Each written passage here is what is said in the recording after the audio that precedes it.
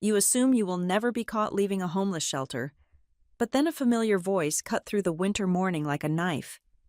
My grandfather screamed from his luxury car, demanding to know why I was there. The terror was not his anger, though it was discovering he believed I was living in a townhouse he had gifted me over a year ago, while I had never even received a single key. My name is Ivy Simmons. I am 24 years old, and until 10 minutes ago, I thought my biggest problem was hiding the fact that I had just spent the night sleeping on a cot that smelled of industrial bleach and stranger's sweat. The morning air was not just cold, it was a physical assault. It was the kind of February wind that did not just brush against your skin, but tried to find a way inside your bones to stay there. I pushed open the heavy steel door of the Harbor Light Student Haven and stepped out onto the cracked sidewalk. The door slammed shut behind me with a final, metallic clang that sounded like a prison sentence ending, or maybe one beginning. I pulled my scarf tighter. It was a thin gray thing I had found in the lost and found box at the diner where I worked, but it was better than nothing. I adjusted the straps of my backpack. It contained everything I owned: 2 textbooks on advanced anatomy, a change of uniform for my shift at the hospital, a toothbrush, and a half-eaten granola bar I was saving for lunch.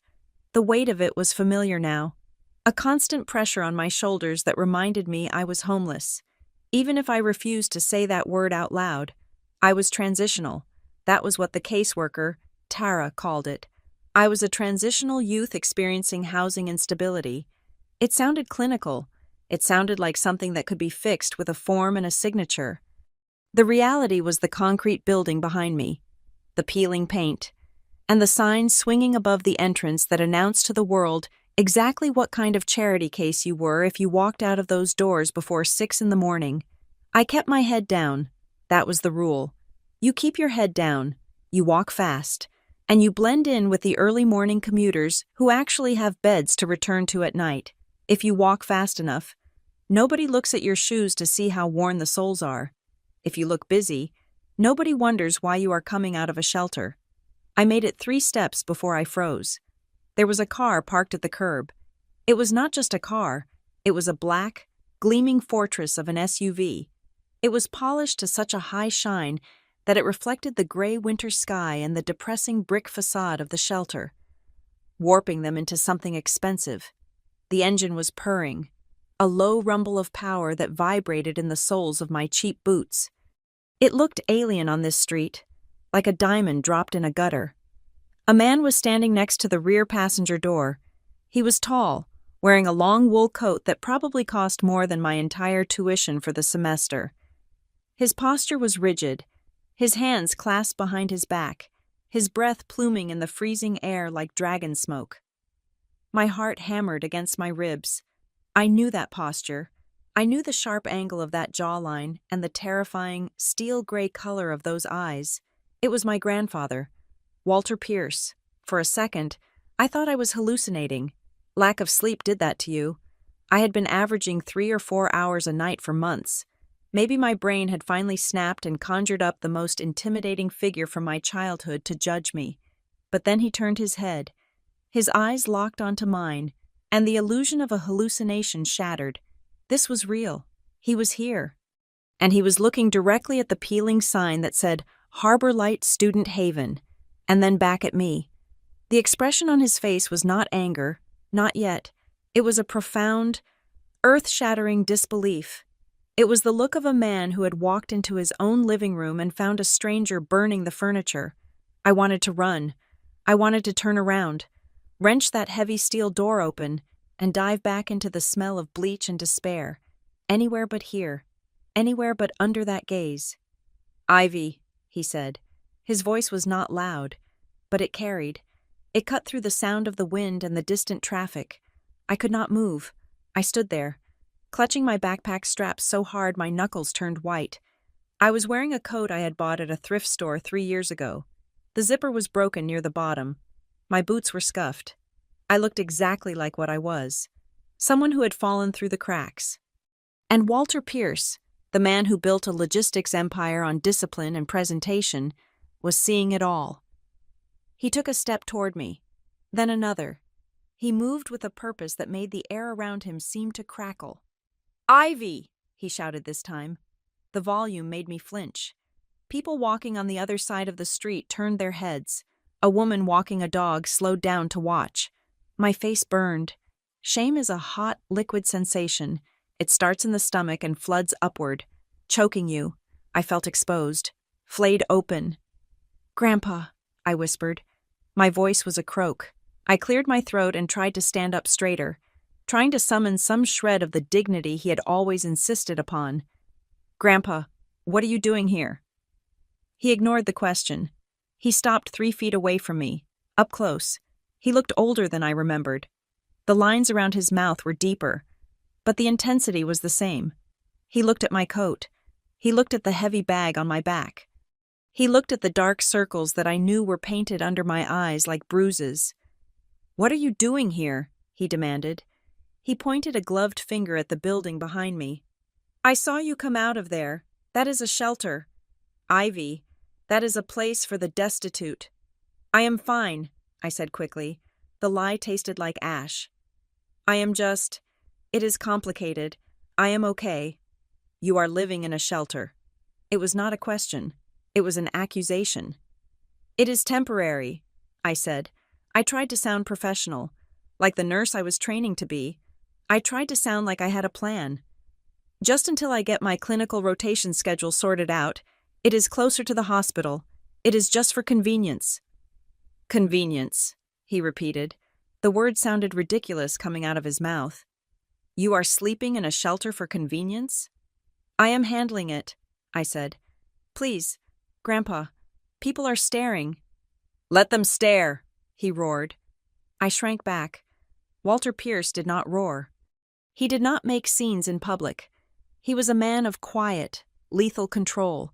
Seeing him lose his composure was more terrifying than the shouting itself. "I do not care who stares," he said, his voice dropping to a dangerous, trembling low. "I care about why my granddaughter is walking out of a charity ward looking like she has not eaten a proper meal in 6 months." "I eat," I lied. "I am fine, really." He stared at me, his eyes searching my face for something he could recognize. He looked baffled, hurt, and then the confusion began to harden into something sharp. "Where is the house?" he asked. I blinked. The wind stung my eyes. "What?" "The house, Ivy. The townhouse." He gestured vaguely toward the north, toward the wealthy suburbs that lay beyond the city grit. "The one in Briarcrest Heights." I stared at him. I had no idea what he was talking about. Briarcrest Heights was an expensive neighborhood. It was the kind of place where the driveways were heated and the lawns were manicured with scissors. It was a place my sister, Mia, talked about in her delusions of grandeur. It was not a place I had ever set foot in. "I do not understand," I said. "Don't play games with me," he snapped. "Not right now. Not looking like this." He took a breath, composing himself. "I bought it for you, last year, for your 23rd birthday, a 3-bedroom townhouse, fully paid for, deed in your name." The world seemed to tilt on its axis. I felt a wave of dizziness that had nothing to do with hunger. "You... what?" "The townhouse." He articulated every syllable, staring at me as if I were slow. "I sent the keys. I sent the deed. I sent the paperwork to your mother to give to you because I was in Tokyo for the merger. I wanted you to have a place near the medical center, so you would not have to commute." I stood there on the freezing sidewalk, and my mind went blank. My 23rd birthday. I remembered that day. I had worked a double shift at the diner. I had come home to my parents' house, the house where I slept on a pull-out couch in the den, because Mia needed the 2nd bedroom for her yoga studio. I remembered waiting for a call from Grandpa. It never came. I remembered checking the mail, hoping for a card, a check, anything to help with the tuition that was crushing me. There had been nothing, just a card from my mother, bought from the dollar store, with a generic happy birthday daughter printed on the front. She had handed it to me with a sigh, telling me that times were tight, that Grandpa was busy, that he had probably forgotten because he was getting old. She had told me that I should not expect handouts, that at 23, I should be grateful just to have a roof over my head. Grandpa, I said, my voice trembling. I never got a house. He froze. The wind whipped his coat around his legs, but he stood as still as a statue. What did you say? I never got a house, I whispered.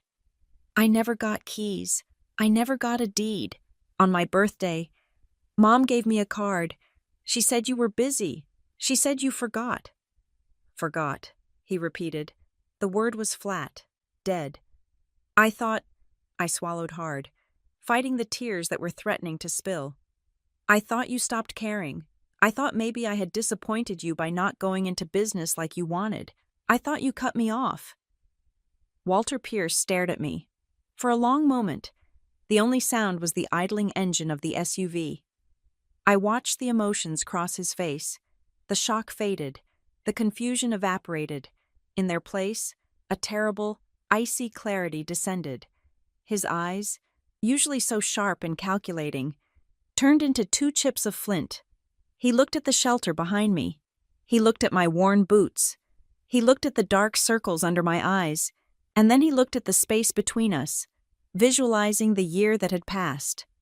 A year where I had scrubbed toilets at midnight to pay for books. A year where I had skipped meals to save $5.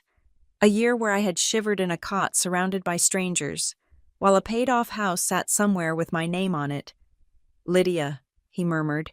It was barely a sound, just a breath. Then he said the other name, with even more venom. Mark, my parents. The realization hit him before it fully hit me. I was still grappling with the idea of a house existing. He was already grappling with the theft. They told me you were living there, he said, his voice terrifyingly quiet. Every time I asked, Lydia told me you loved it. She said you were so busy with your studies that you had hired a decorator. She said you were happy. I have been homeless for 4 months. Grandpa, I said. The confession broke out of me. They kicked me out. They said they needed the space for Mia. They said I needed to learn independence. His jaw tightened so hard I saw the muscle feather beneath the skin.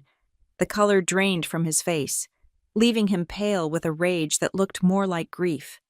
Independence. He spat the word out like poison. He looked at me one last time, his gaze sweeping over my shivering form. He did not offer a hug. He was not a hugger. He did not offer pity. He offered action.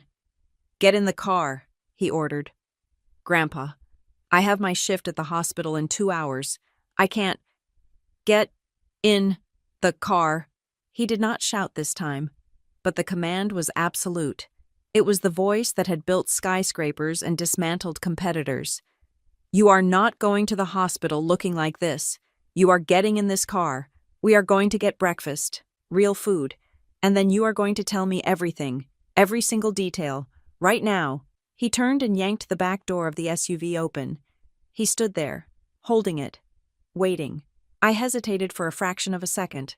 I looked back at the shelter. It was safe in a grim way. It was predictable. I knew the rules there, but then I looked at the open car door. The interior was tan leather. I could feel the heat radiating from it even from where I stood. It looked like a different world. I walked forward. My legs felt heavy, like I was wading through water.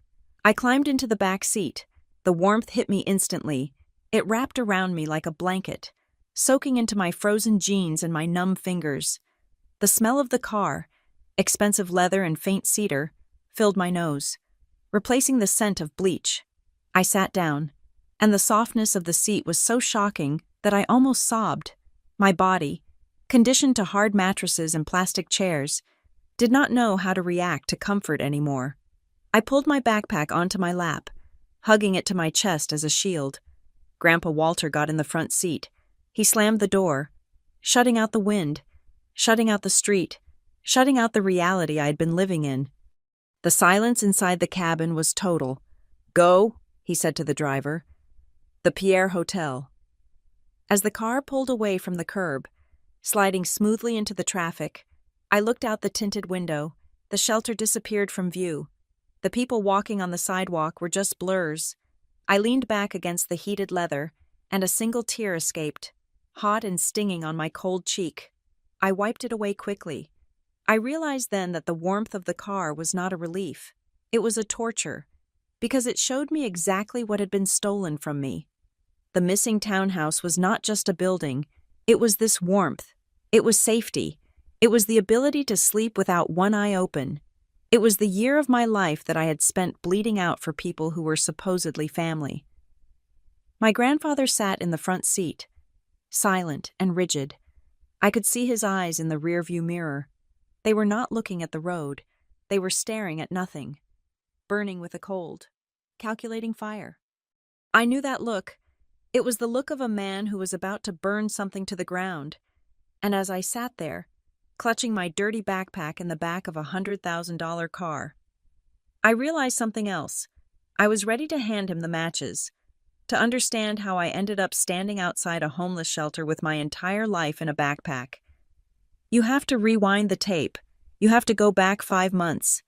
You have to look at the life I was living before the floor fell out from under me. It was not a life. It was an endurance test. My alarm did not beep. It screamed. It was set for 4:30 in the morning. A time that does not feel like morning at all. It feels like the middle of the night. It feels like a punishment. Every single day started the exact same way. I would roll out of the narrow pull-out couch in the den of my parents' house, my back aching from the metal bar that dug into my spine. I would stumble to the kitchen in the dark, trying not to wake up the house, and make the cheapest instant coffee available on the market. It tasted like burnt dirt and battery acid, but I drank it black because milk cost money, and sugar was a luxury I had decided I could live without. I was a student at the Lakewood Institute of Health. It was a rigorous program, the kind that weeds people out in the first semester if they show even a hint of weakness. I was in my final year. I was close. I could see the finish line, but to get there, I had to survive a schedule that would have killed a pack mule.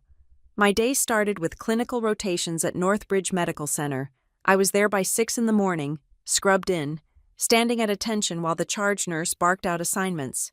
For 8 to 10 hours, I was on my feet. I changed bedpans. I turned patients who weighed twice as much as I did. I drew blood from veins that collapsed at the slightest touch. I was invisible there, just another pair of hands in blue scrubs. But I loved it. I loved the precision of it. I loved that in the hospital. There were rules. If you followed the protocol, the patient survived. If you calculated the dosage correctly, the pain went away. It was a stark contrast to the chaos of my actual life, but the hospital was just the warm-up. At 3 in the afternoon, I would strip off my scrubs in the locker room, wash the smell of antiseptic off my skin, and change into a black polo shirt and non-slip shoes. I would drive my beat-up sedan, which prayed for death every time I turned the ignition, across town to a diner called the Rusty Spoon. I worked the dinner rush. From 4 in the afternoon until 9 at night, I was running. I carried trays of burgers and milkshakes to truckers and families who yelled at me if the fries were cold. I smiled until my face hurt. I apologized for things that were not my fault. I calculated my tips in my head as I bussed tables. $3 here, $5 there. If I was lucky, I would walk out with $60 or $70 in cash. That money did not go to a savings account. It went into the gas tank. It went to the textbook fund. It went to the family pot. And I still was not done. At 10 at night, I started my third shift. This was the one nobody knew about. I worked for a company called Midnight Gleam Facilities. We cleaned office buildings downtown after everyone else had gone home to their comfortable beds. I vacuumed miles of gray carpet. I emptied hundreds of trash cans filled with coffee cups and crumpled papers. I wiped down glass conference tables where men like my grandfather made million-dollar deals. I usually finished around 2 in the morning. That was my life. I slept for 3, maybe 4 hours a night. I studied in the break room at the cleaning job, reading about pharmacology by the light of my phone because the motion sensor lights in the hallway kept turning off. My hands shook constantly. It was a tremor born of caffeine overdose and caloric deficit. I was always hungry. Not the kind of hungry where you want a snack, the kind of hungry where your stomach cramps and your head feels light, like it is floating 2 inches above your neck. The only reason I could do it The only reason I did not collapse in the middle of a hallway was Walter Pierce, my grandfather. He was paying my tuition. He had told me, in his gruff, no-nonsense way, that anyone who had the discipline to get into nursing school deserved to have the path cleared. He paid the school directly. He covered the fees. It was a massive sum, thousands of dollars a semester, and it was the only thing keeping me tethered to a future. I knew that if I could just graduate, if I could just get that license, I would have a salary, I would have benefits, I would be free. So I endured. I endured the exhaustion. I endured the customers who touched my waist when I poured their coffee. But the hardest thing to endure was going home. I lived with my parents, Mark and Lydia Simmons, to save money. That was the joke. That was the lie I told myself. Living there was not free. Every month, on the 1st, I placed an envelope on the kitchen counter. Inside was $650. My parents called it the family contribution. They said it was for groceries, utilities, and the wear and tear on the house. They said it was to teach me responsibility. $650. I did the math every night. That was more than a room in a shared apartment near the campus. But whenever I brought it up, whenever I suggested moving out, the guilt trip began. My mother would touch her chest and talk about her blood pressure. My father would talk about how family sticks together, how the economy was crushing them, how my sister needed help. Ah, yes, my sister, Mia. Mia was 26 years old. She was beautiful, in a soft, pampered way. She lived in the main guest bedroom upstairs, the one with the ensuite bathroom and the heavy oak furniture. She lived there with her husband, Derek Vance. Mia did not work. She was finding herself. She was exploring her creativity. Last month, she was going to be a jewelry designer. This month, she was thinking about starting a lifestyle blog. Derek did not work either. Derek was an entrepreneur, which in our house meant he sat on the living room sofa in his boxers, playing video games and talking loudly about cryptocurrency and passive income streams. They paid $0 in rent. I remember coming home one night in November. It was almost 3 a.m. I had just finished scrubbing the floors of a law firm. I smelled like lemon disinfectant and sweat. My feet were throbbing so hard, I could feel my pulse in my toes. I walked into the kitchen, desperate for a glass of water. The lights were on. Derek was sitting at the kitchen island, eating a slice of pizza from a box that sat open on the counter. It was not frozen pizza. It was delivery.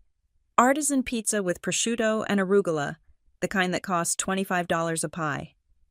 He looked up as I walked in, chewing slowly. He did not offer me a slice. "You look like hell, Ivy," he said. "Long night," I muttered. I opened the fridge. It was almost empty. There was a carton of milk that had expired 3 days ago and a jar of pickles. My yogurt, the one I had bought specifically for my breakfast, was gone. "Hey," Derek said, pointing a greasy finger at me. "Since you are up, the internet is acting weird. You think you can reset the router? I am in the middle of a raid." I stared at him. I looked at the expensive pizza. I looked at the new gaming headset around his neck. I looked at the pile of unopened mail on the counter. Bills, mostly, that my parents would stress over later. Before turning to me to ask if I could chip in a little extra for the heating bill this month. "I have to be up in 2 hours. Derek," I said. Right. The grind," he smirked. It was a condescending, pitying look. "You know, you are working too hard for peanuts, Ivy. You are trading time for money. That is a loser's game. I was telling Mia today, we need to get you into drop shipping.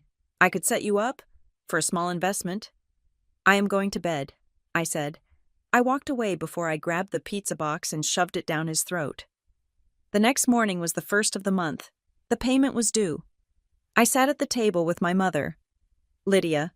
She was drinking tea from a china cup, looking worriedly at a stack of invoices. Mia came downstairs around 10 in the morning, wearing a silk robe that I knew cost more than my car. She looked rested. She looked glowing. "Morning, Mommy," Mia chirped. She kissed our mother on the cheek. "Derek and I were thinking of going to that new brunch place downtown, the one with the mimosa flight. Do you have a little cash? Derek's transfer is stuck in the bank for a few days. Without hesitation, my mother opened her purse. She pulled out two $20 bills and handed them to Mia. Have fun, sweetheart, Mom said. You two need to relax. Derek has been so stressed with his business planning. I sat there, my hand resting on the envelope containing $650. Money I had earned by wiping tables and scrubbing toilets. Money that meant I could not buy the new stethoscope I needed. Mom, I said. My voice was tight. I need to talk to you about the rent. My mother's face hardened instantly. The soft, indulgent look she had given Mia vanished. She turned to me with a weary, martyred expression. It is not rent, Ivy. It is a contribution. We are a family. It went up, I said.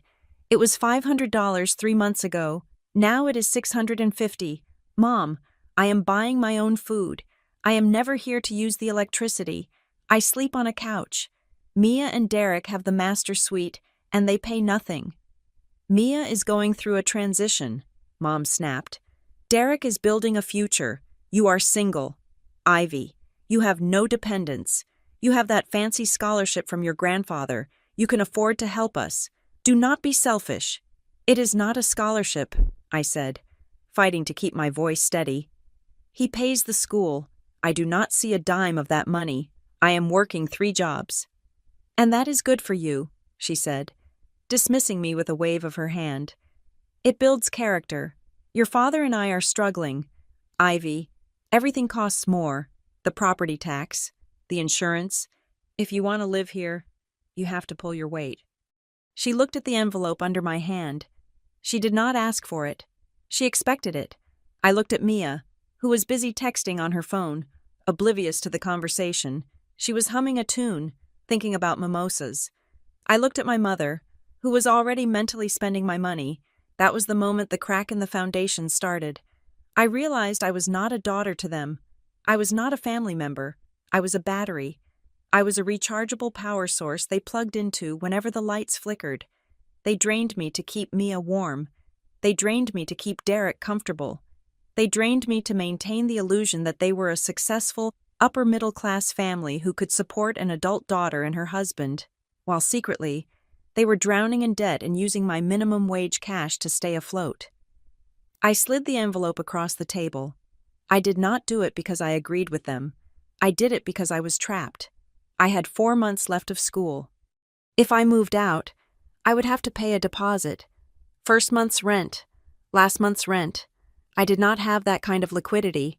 They knew it. They had calculated my poverty perfectly. They knew exactly how much they could take without killing me, leaving me just enough to wake up the next day and go back to work. Thank you, Ivy, Mom said.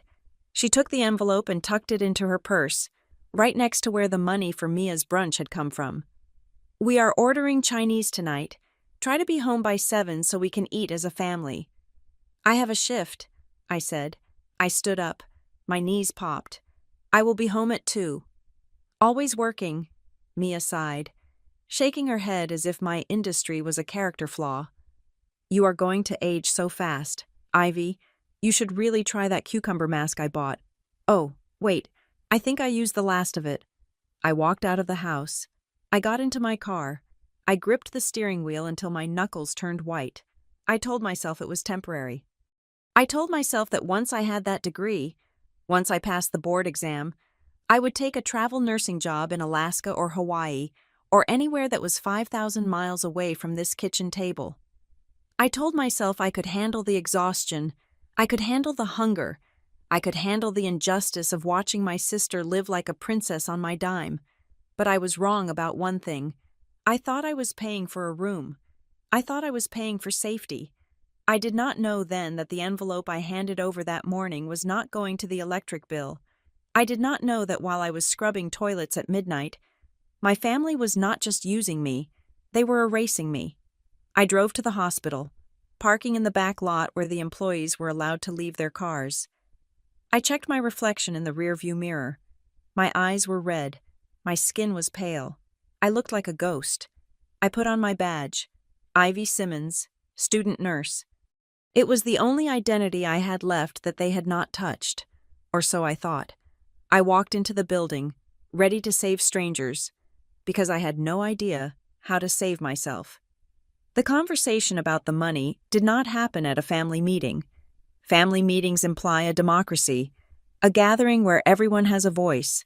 In the Simmons household, decisions were handed down like commandments from a mountaintop, usually while I was in the middle of doing something for them. It was a Tuesday evening. I was standing at the stove, stirring a pot of marinara sauce because my mother said her wrist was flaring up again and she could not manage the spoon. Mia was sitting at the kitchen island, scrolling through her phone, and Derek was in the living room, watching a documentary about billionaires. My father, Mark, walked in. He did not look at me.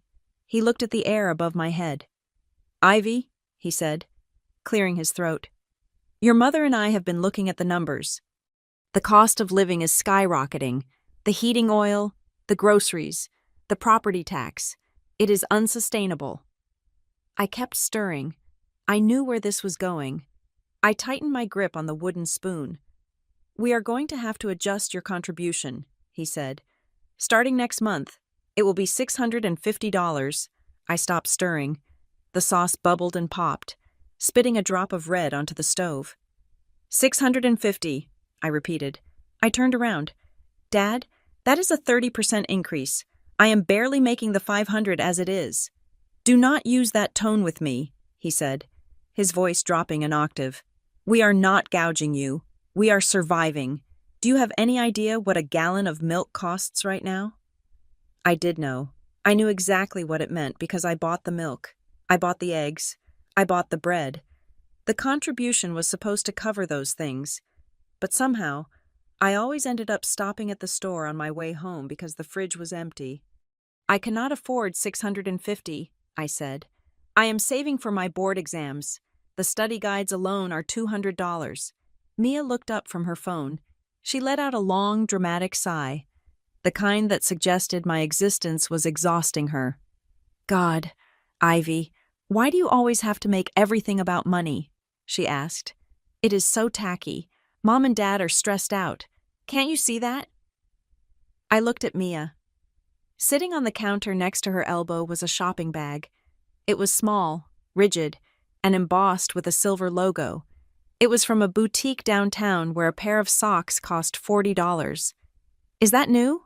I asked, pointing at the bag with the sauce-covered spoon. Mia snatched the bag and placed it on her lap, shielding it like I was going to set it on fire. "This?" she said, blinking rapidly. "This is an investment. It is for my image. Derek and I are meeting with potential investors next week. I cannot show up looking like a ragamuffin. Appearances matter. Ivy. Just because you spend your life in scrubs does not mean the rest of us have to give up on civilization." "So you can buy designer clothes," I said, my voice rising. "But I have to pay an extra $150 a month to cover the heating bill?" My mother walked in then, holding her wrist as if it were broken. She looked between me and Mia, and immediately, her face settled into a mask of disappointment. Not at Mia, at me. "Ivy, stop attacking your sister," my mother said. "Mia has a family to think about. She has a husband. She has a reputation to uphold in this community. When you are married, you will understand the pressure. Right now, you are single. You have no one to worry about but yourself. You have it easy." I felt the blood drain from my face. "Easy?" I whispered. "I work 3 jobs. I sleep 3 hours a night." "And that is your choice," my father interjected smoothly. "You chose a difficult career path. We supported you. We gave you a home. And now, when we ask for a little help to keep the roof over your head, you act like we are robbing you." "You are being incredibly selfish," Mia added, shaking her head. "It is honestly sad. You have this whole poor me complex. If you just managed your time better, $650 would be nothing." They came at me from 3 sides. It was a masterclass in deflection. If I pointed out the math, they talked about emotion. If I talked about fairness, they talked about duty. If I talked about my exhaustion, they talked about their stress. By the end of 10 minutes, I was not the victim of a rent hike. I was the ungrateful daughter who was trying to bankrupt her aging parents. I agreed to the money. I always agreed. I did not have the energy to fight them and the hospital shifts at the same time. But the dynamic shifted after that. Once they knew they could squeeze me, they started twisting the towel harder.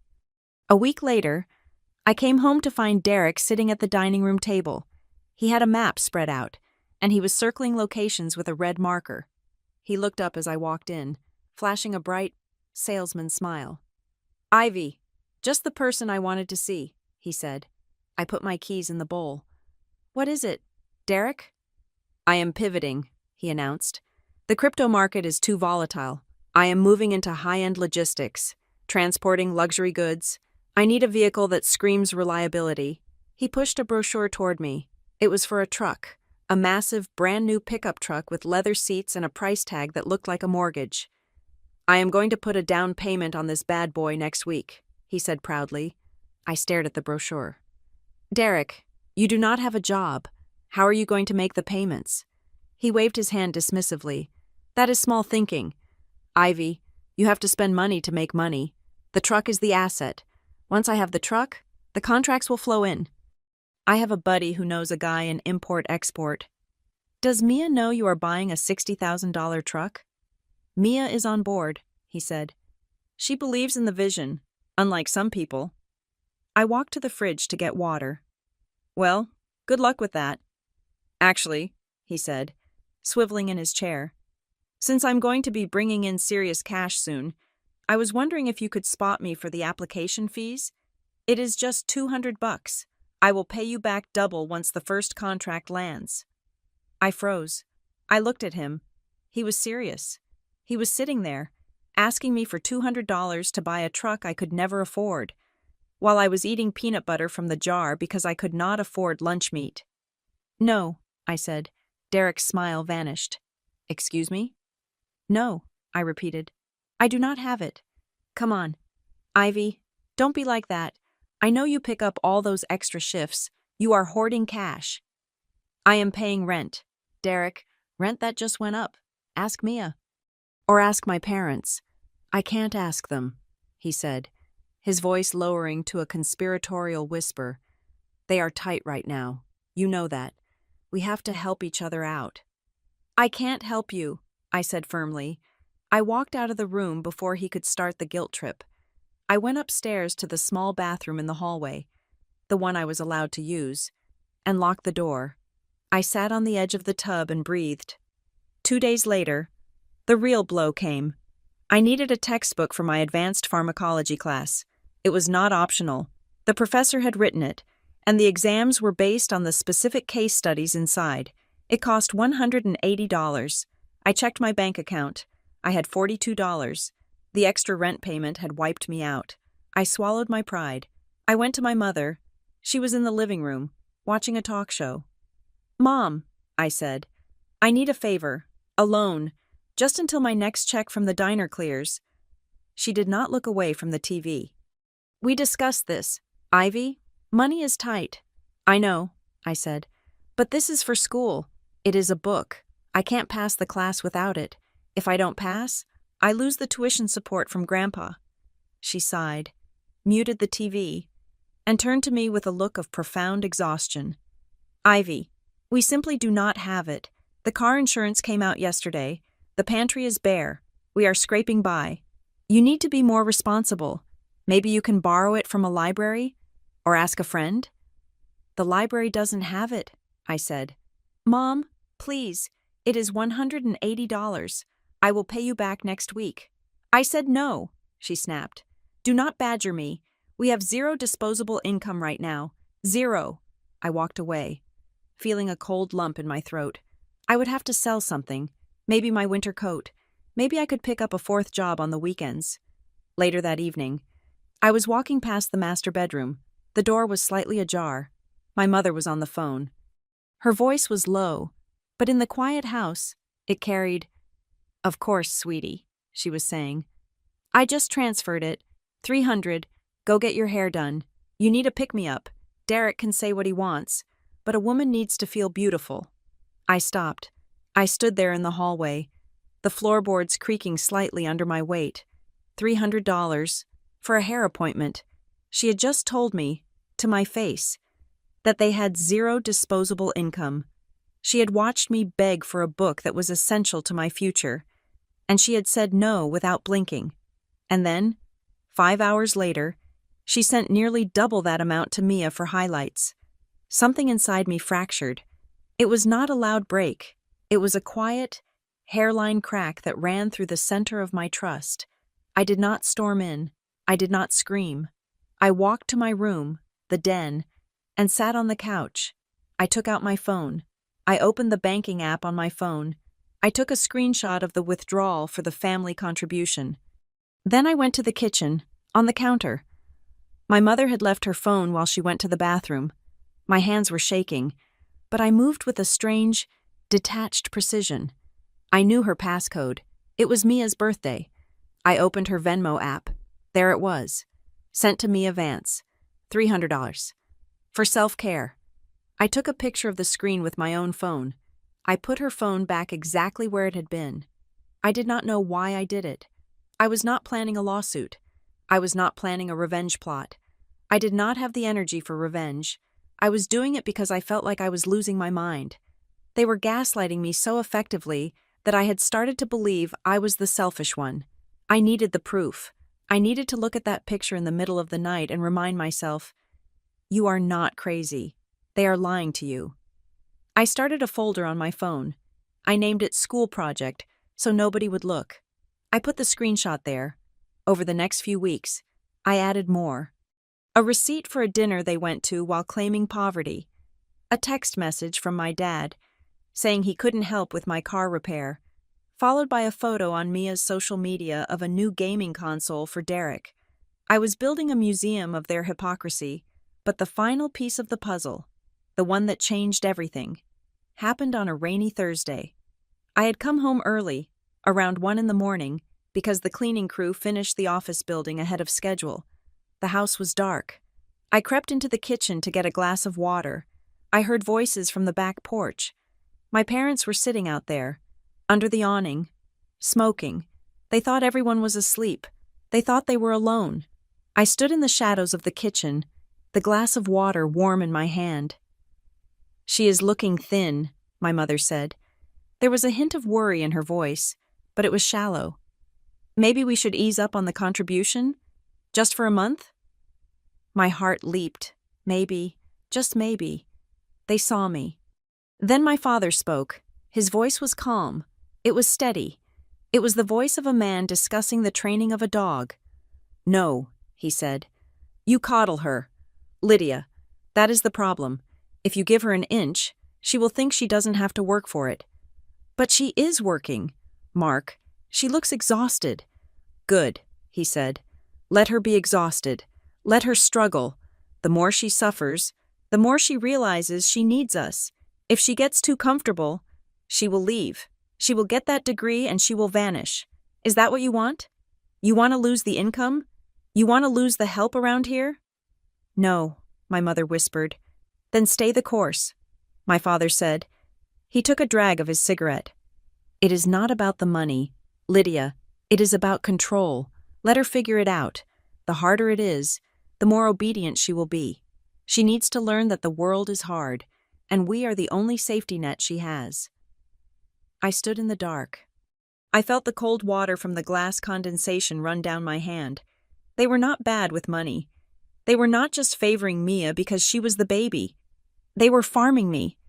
They were deliberately keeping me on the edge of survival, keeping me tired, keeping me broke, so that I would never have the resources to walk away. They did not love me. They were training me to be a permanent servant. I backed away slowly. I did not drink the water. I poured it down the sink. I turned on the tap. There was a pile of dishes in the sink. Mia's dinner plates, Derek's snack bowls, my parents' wine glasses. They had left them for me. They always left them for me. It was 2 a.m. My shift at the hospital started in 4 hours. I picked up the sponge. The water was freezing because the heater took time to warm up, but I did not wait. I plunged my hands into the cold, greasy water. I looked at my hands. They were red and chapped. The skin around my knuckles was cracked and bleeding slightly from the dry winter air and the constant washing of hands at the hospital. They looked like the hands of an old woman. I scrubbed a plate, then another. I did not cry. I was done crying. Crying implied that I was sad. I was not sad anymore. I was something else. I was a machine that had just realized its operators were trying to break it. "Just get through this year," I whispered to the empty kitchen. My voice sounded strange to my own ears. It sounded hard. "Just get through this year, get the license, and then run." I scrubbed the grease off a pan Derek had used to fry bacon. I scrubbed until the metal shone. I scrubbed until I could see my own reflection in the bottom of the pan. Distorted and dark. They wanted me obedient. They wanted me to need them. They had no idea what they had just created in the dark. The silence on my 23rd birthday was not peaceful. It was heavy. It felt like the drop in pressure before a tornado touches down. For as long as I could remember, my grandfather, Walter Pierce, had a ritual. No matter where he was in the world, whether he was negotiating a merger in London or inspecting shipping lanes in Singapore, he called me at exactly 8 in the morning on my birthday. He was a man of clockwork precision. He believed that punctuality was the highest form of respect, even when I was a child. He would call and treat me like an adult, asking about my grades, my goals, and my plans for the coming year. On the morning of my 23rd birthday, I sat on the edge of my pull-out couch with my phone in my hand. The screen was black. I tapped it to check the signal. Full bars. I checked the volume. It was all the way up. I waited. 8 o'clock came and went, then 8:15, then 8:30. I told myself he was just busy. He was an old man running a multinational logistics empire. Maybe a meeting had run late. Maybe he was in a different time zone and had miscalculated the hour. But deep down, in the pit of my stomach, I knew Walter Pierce did not make calculation errors. By the time I walked into the kitchen at 9, the silence from his end felt like a physical weight in my pocket. My mother was standing at the counter, slicing a grapefruit. She did not look up when I entered. There was no cake. There were no balloons. I did not expect those things, but the lack of acknowledgement hung in the air. "Did Grandpa call the house line?" I asked. My voice sounded small in the quiet room. Lydia paused with the knife in midair. She turned to me, wiping her hands on a dish towel. Her expression was perfectly composed, a mask of casual indifference that she had perfected over years of social climbing. "Oh, Ivy," she said, as if she had just remembered I existed. "Happy birthday." "No, he did not call. He sent an email to your father and me early this morning." "He emailed you?" I asked. "Why didn't he call me?" "He always calls." "He is traveling," she said smoothly. She turned back to her grapefruit. "He is on some kind of retreat, a digital detox or something for executives, in the Swiss Alps, I think, or maybe it was the Andes. I forget. He said the signal is non-existent, and he would not be able to reach out personally, but he sent his best wishes." I stared at her back. The story was plausible enough to be true, but it felt wrong. It was too slippery. Walter Pierce scoffed at the idea of digital detoxes. He called them excuses for lazy management. He was a man who had a satellite phone in his briefcase specifically so he was never out of reach. "He has a satellite phone," I said. "It must be broken," Lydia said, slicing through the rind with a wet squelch. "Or maybe he just wanted some peace. Ivy, he's getting older. You cannot expect him to cater to you constantly. It is a little selfish to demand he climb a mountain just to say happy birthday, don't you think?" There it was again, the twist, the accusation of selfishness. I swallowed my protest.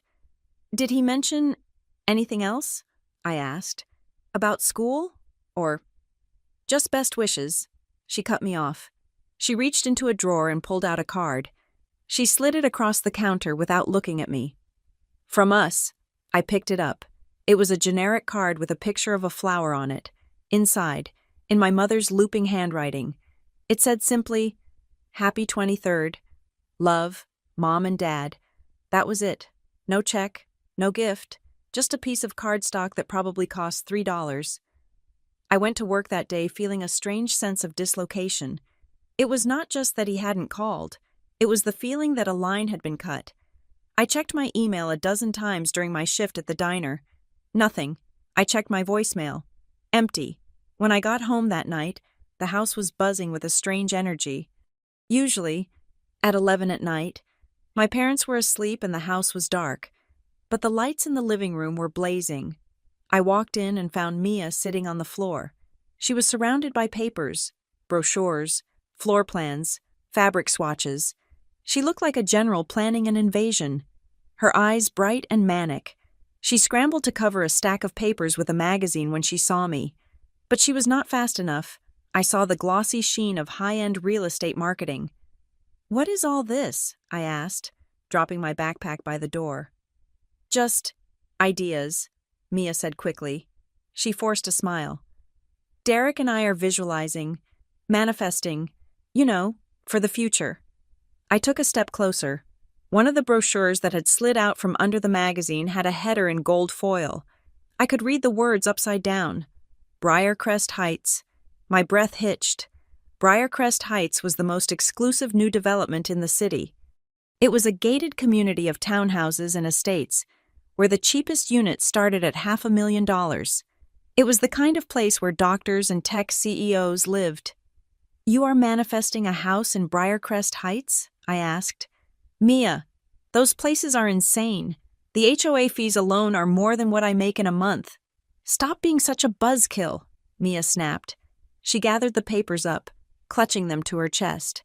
"Derek has big things in the pipeline. We are looking at options. There is nothing wrong with dreaming, Ivy. Just because you are content living in squalor doesn't mean we have to be." "I am not content," I said tiredly. "I am just realistic." "Well, reality is boring," she said. She stood up, holding the stack of papers tight. "And for your information, we are closer than you think." She walked past me, humming a little tune.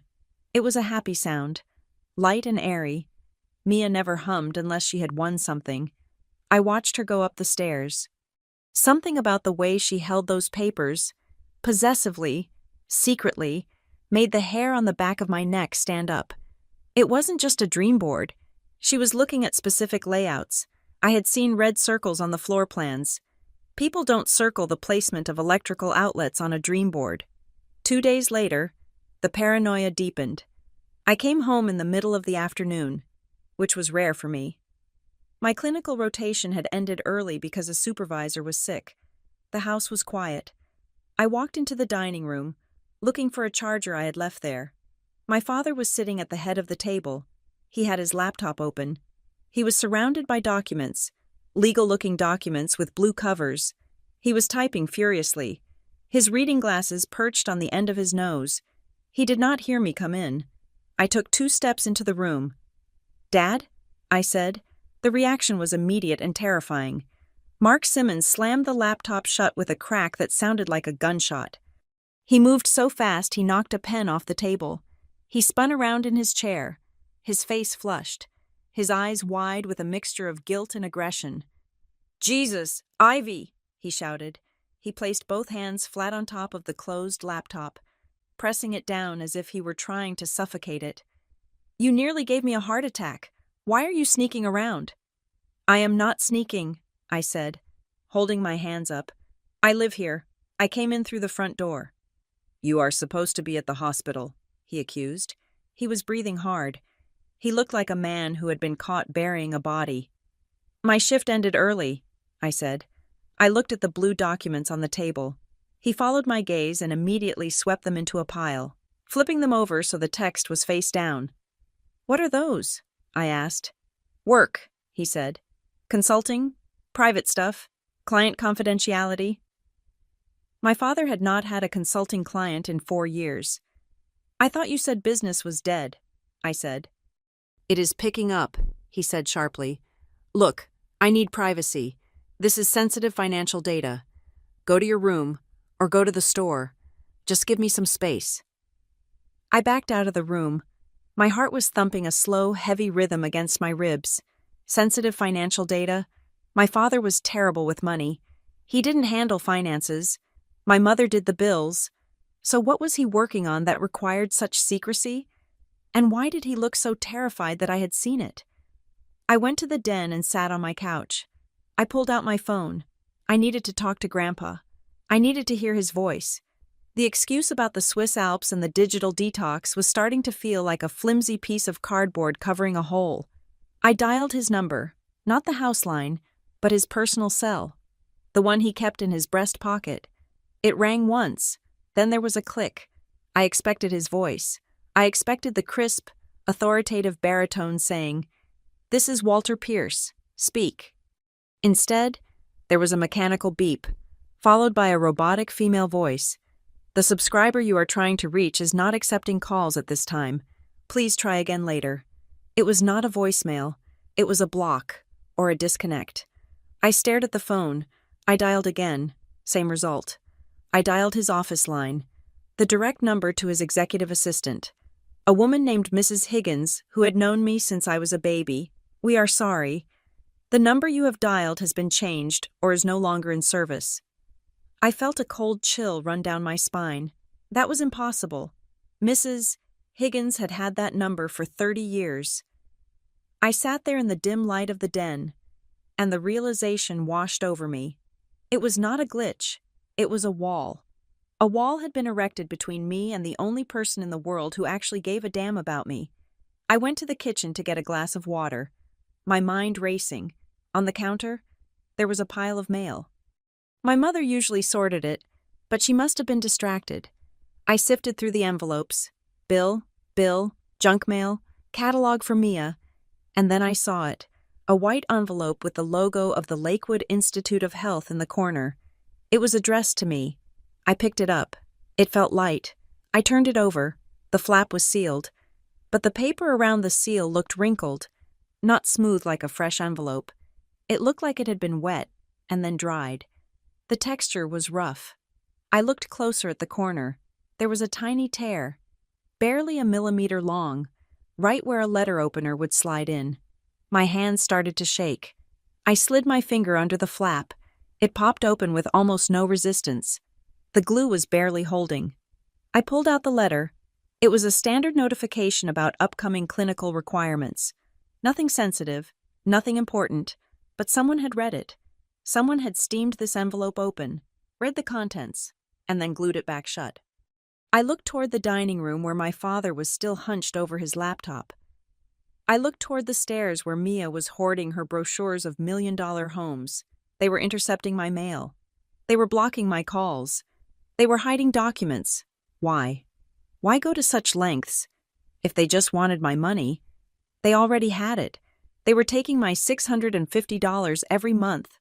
Why cut me off from the outside world? Then the thought hit me, cold and sharp. Tuition. Grandpa paid the tuition directly to the school. He sent the checks.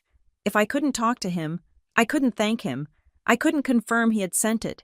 What if they were trying to get between him and the money? But that didn't make sense. The checks were made out to the institute.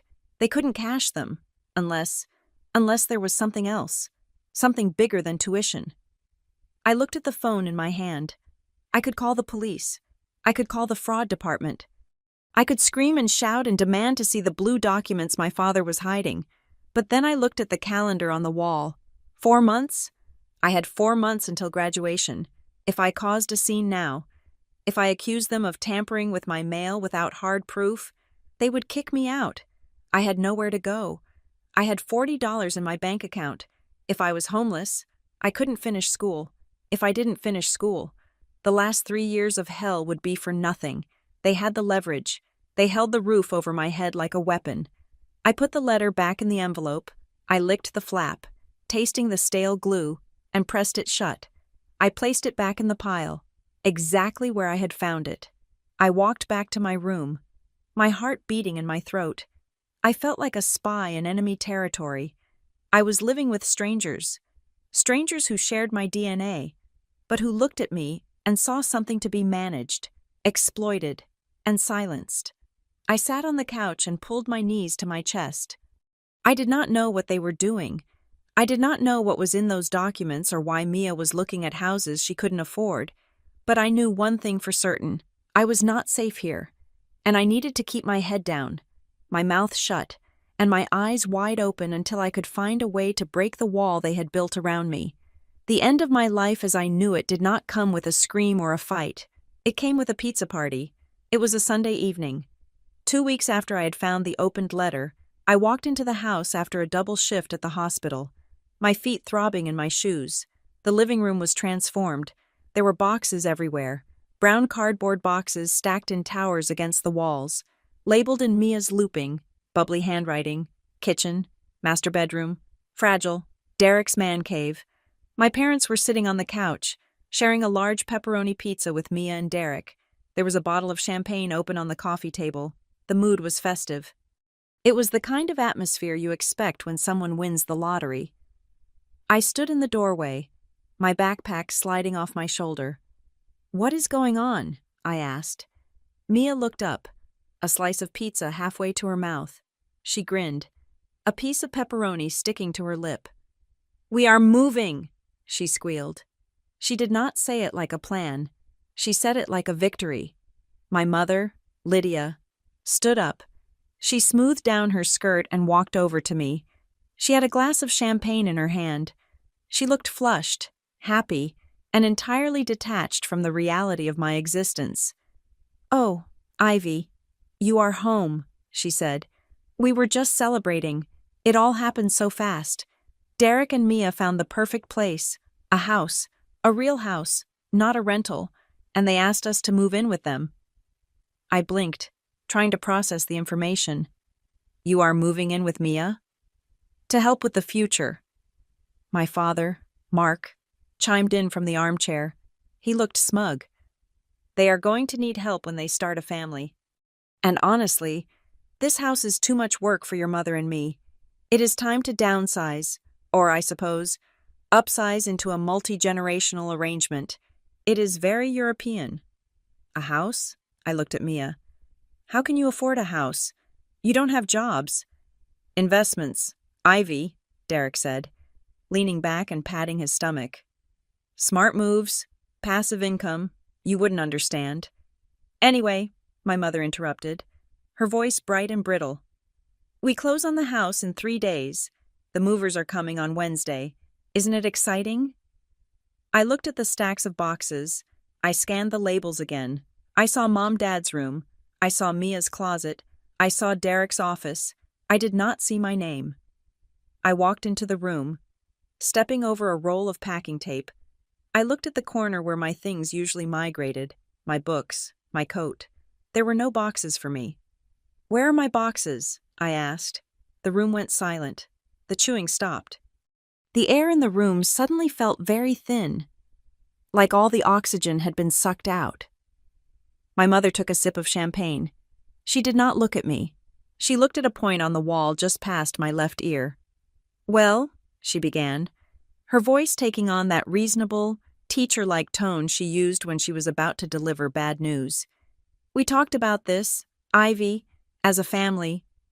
"We realized," my father said, standing up to join her, presenting a united front, "that this is the perfect opportunity for you." "Opportunity for what?" I asked. The cold feeling in my stomach was spreading to my chest. "To launch," my father said. He made a gesture with his hand, like a rocket taking off. "To fly from the nest. You are 24 years old. Ivy, you are an adult. It is not healthy for you to be living with your parents anymore. We are moving into a new phase," my mother added. "Mia and Derek are starting their life. We are retiring, in a sense, and you, well, you need to find your own path." I stared at them. "You are leaving me behind?" "That is such a dramatic way to put it," Mia said, rolling her eyes. "We are not leaving you on a desert island. We are just moving to a house that doesn't have room for a permanent guest." "Guest?" I choked out the word. "I pay rent. I pay more rent than anyone here. I have been paying for the groceries you are eating right now." "And that is exactly why you are ready," my father said. He walked over and placed a hand on my shoulder. It felt heavy and condescending. "You have proved you can contribute. You have a job. 2 jobs. You are capable. If we keep letting you live here, We are crippling you. We are enabling you. Enabling me to what? I asked, shaking his hand off. To survive while I finish school? I have 4 months left.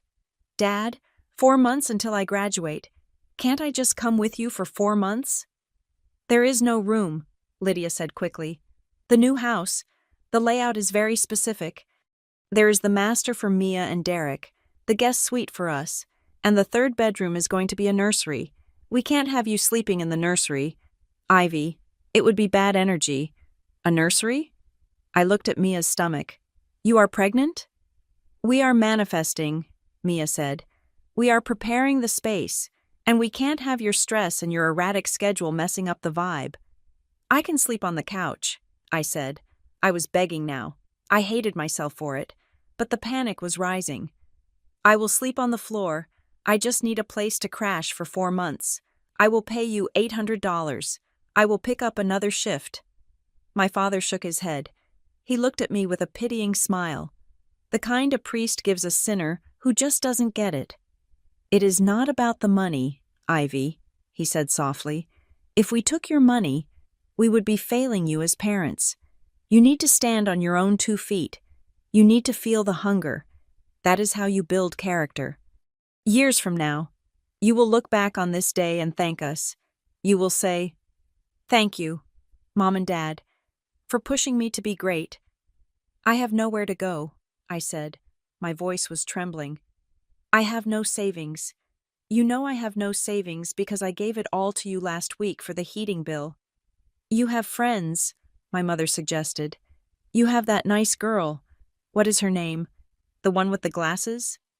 She moved to Ohio 2 years ago, I said. Well, you will figure it out, she said firmly. You are smart. You are a survivor. That is your gift, Ivy. You don't need us like Mia does. Mia is sensitive. You are tough. They were using my own endurance against me. Because I had survived their neglect. They decided I didn't need their care. When do I have to leave? I asked. Wednesday, my father said. The movers come at 8 in the morning. The house needs to be empty. Wednesday, I repeated. That is in 3 days. Ideally, sooner, Mia said, picking at a loose thread on the sofa. I don't want your clutter getting mixed up with our stuff. It would be super helpful if you could be out by tomorrow night. I looked at them. They were my family. I shared their blood. I had spent the last 3 years destroying my health to help them keep this house, and now they were discarding me like a piece of furniture that didn't fit the new aesthetic. Fine, I said. I will go. Just give me the address of the new place so I can forward my mail. My father and mother exchanged a look. It was a quick, sharp glance, a signal. No, my father said. What? We are not giving you the address, he said. Why not? Because if you have the address, you will use it as a crutch, he said. He crossed his arms. You will show up to do laundry. You will show up for dinner. You will show up when you are short on cash. We need a clean break, Ivy, for your sake. You need to know that you cannot run back to Mommy and Daddy. You are hiding from me, I said. The realization hit me. It wasn't about independence. It was about secrecy. They were going to a place they didn't want me to see. They were going to a life they didn't want me to witness. We are loving you, my mother corrected. This is tough love. Don't ask for the address. Don't look for us.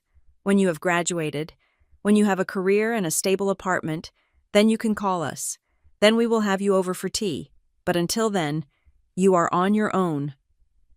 I looked at them one last time. Mia was already reaching for another slice of pizza. Bored with the drama, Derek was checking his watch. My parents were standing there, radiating self-righteousness. I hope it is a nice house, I said quietly. It is magnificent, my father said. I turned around and walked out of the living room. I went to the den. I closed the door. I did not sleep that night. I packed. I had 2 trash bags and a backpack. That was it. That was the sum total of 24 years of life. My nursing textbooks were heavy, so I put them in the backpack. My clothes, scrubs, jeans, 2 sweaters, went into the black plastic bags. I left the furniture. It wasn't mine anyway. I checked my bank account on my phone. $42. I started texting. I texted a girl I sat next to in anatomy class. Hey, super weird question, but do you have a couch I could crash on for a few days? Emergency. She replied 20 minutes later. OMG, I am so sorry. My boyfriend just moved in and we are packed like sardines. Wish I could help. I texted a guy I worked with at the diner. Hey, looking for a room to rent cheap. Know anyone? He replied, cheap doesn't exist in this city, LOL. Good luck, though. I went down the list. I texted 5 people, 10 people. The responses were all the same. No space, no money, no. By 3 a.m, I was sitting on the floor of the den, surrounded by my trash bags, staring at a screen that offered no hope. I was entirely alone. The tough love had not motivated me. It had hollowed me out. I waited until 4 a.m. I could not face them in the daylight. I could not watch them drink coffee and pretend this was a normal Tuesday. I hauled my bags to the back door. The house was silent. I could hear Derek snoring from the upstairs guest room. I unlocked the door and stepped out into the cold night air. It was freezing. A light rain was falling, turning the pavement slick and black. I walked to my car. It wouldn't start. The battery had been acting up for weeks, and the cold snap had finally killed it. I turned the key and heard the death rattle of the engine. I sat in the driver's seat and put my forehead against the steering wheel. I couldn't even drive away. I was trapped in the driveway. I got out of the car. I couldn't stay here. If they saw me in the morning, if they saw my car dead in the driveway, they would look at me with that mixture of pity and contempt. See? She can't even maintain a vehicle. I grabbed my backpack. I grabbed the 2 trash bags. I left the car. I walked. I walked 3 miles to the nearest 24-hour bus station. The plastic handles of the trash bags dug into my palms until my hands went numb. I sat on a metal bench under a flickering fluorescent light, waiting for the first bus into the city. I went to the University Student Center.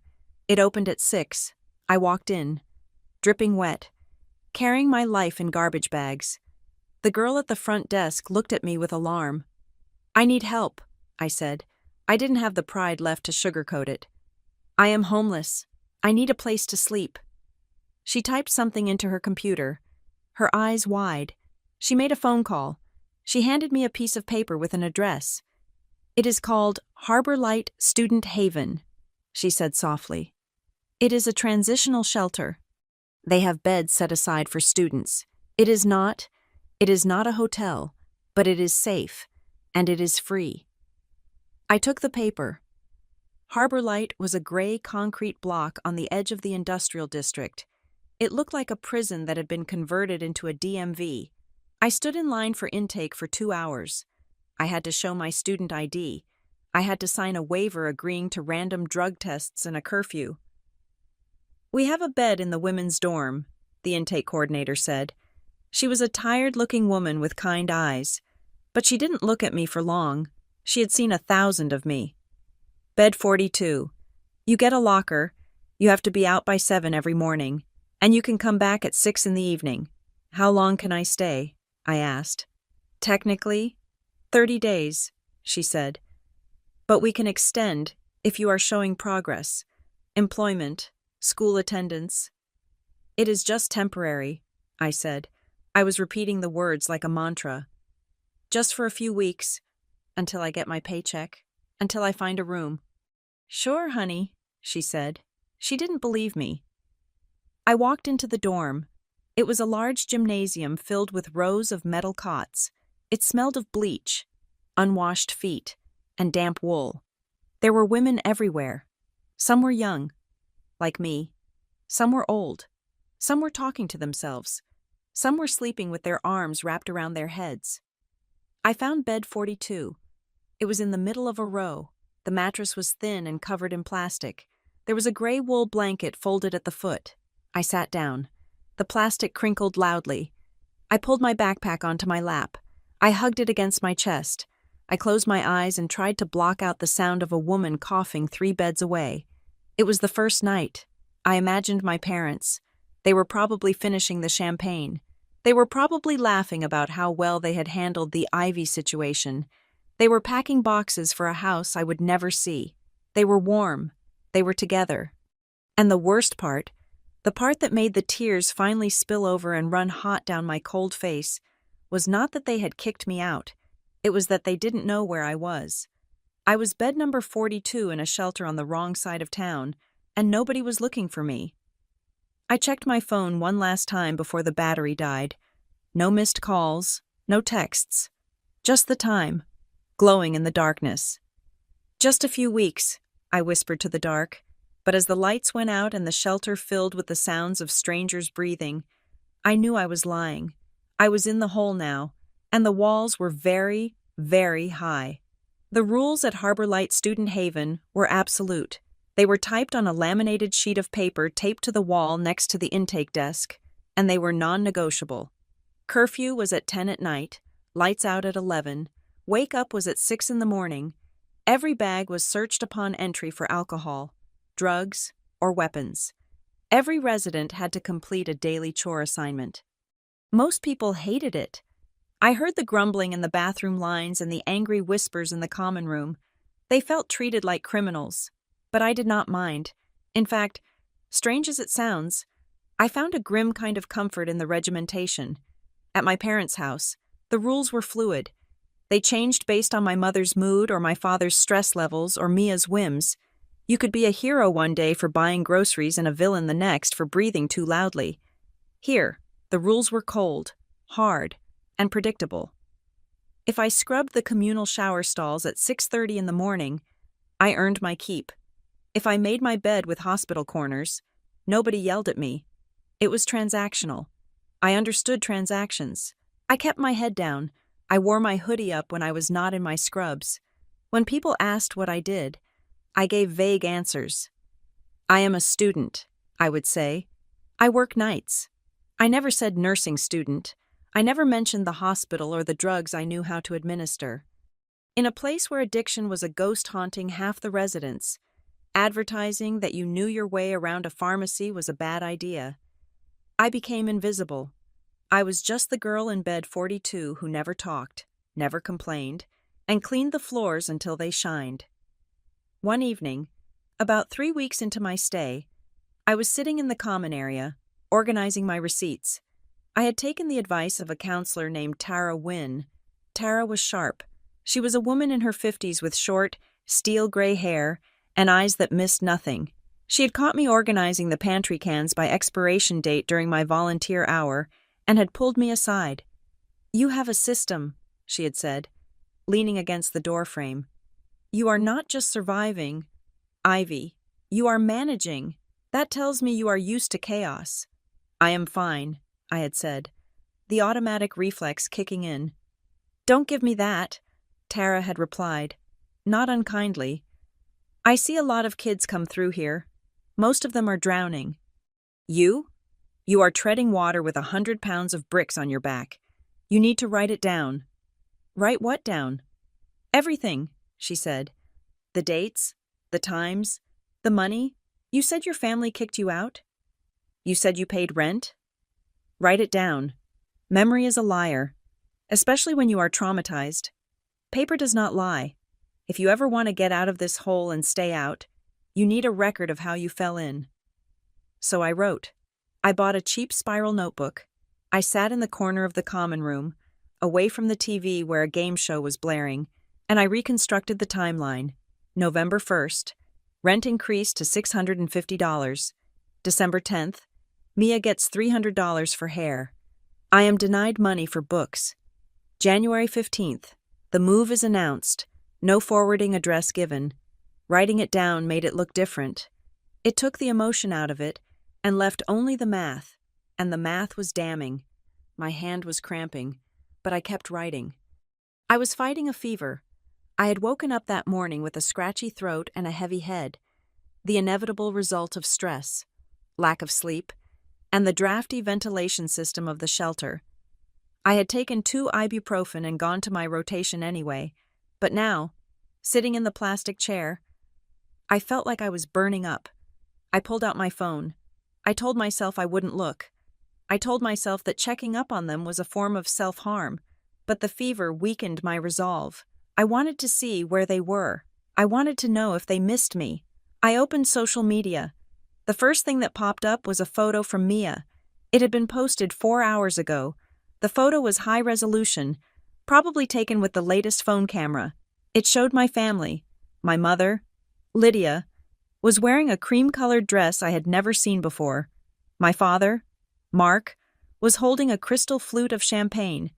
Derek was wearing a suit jacket over a t-shirt, looking smug. And Mia was in the center, beaming, holding a key up to the camera.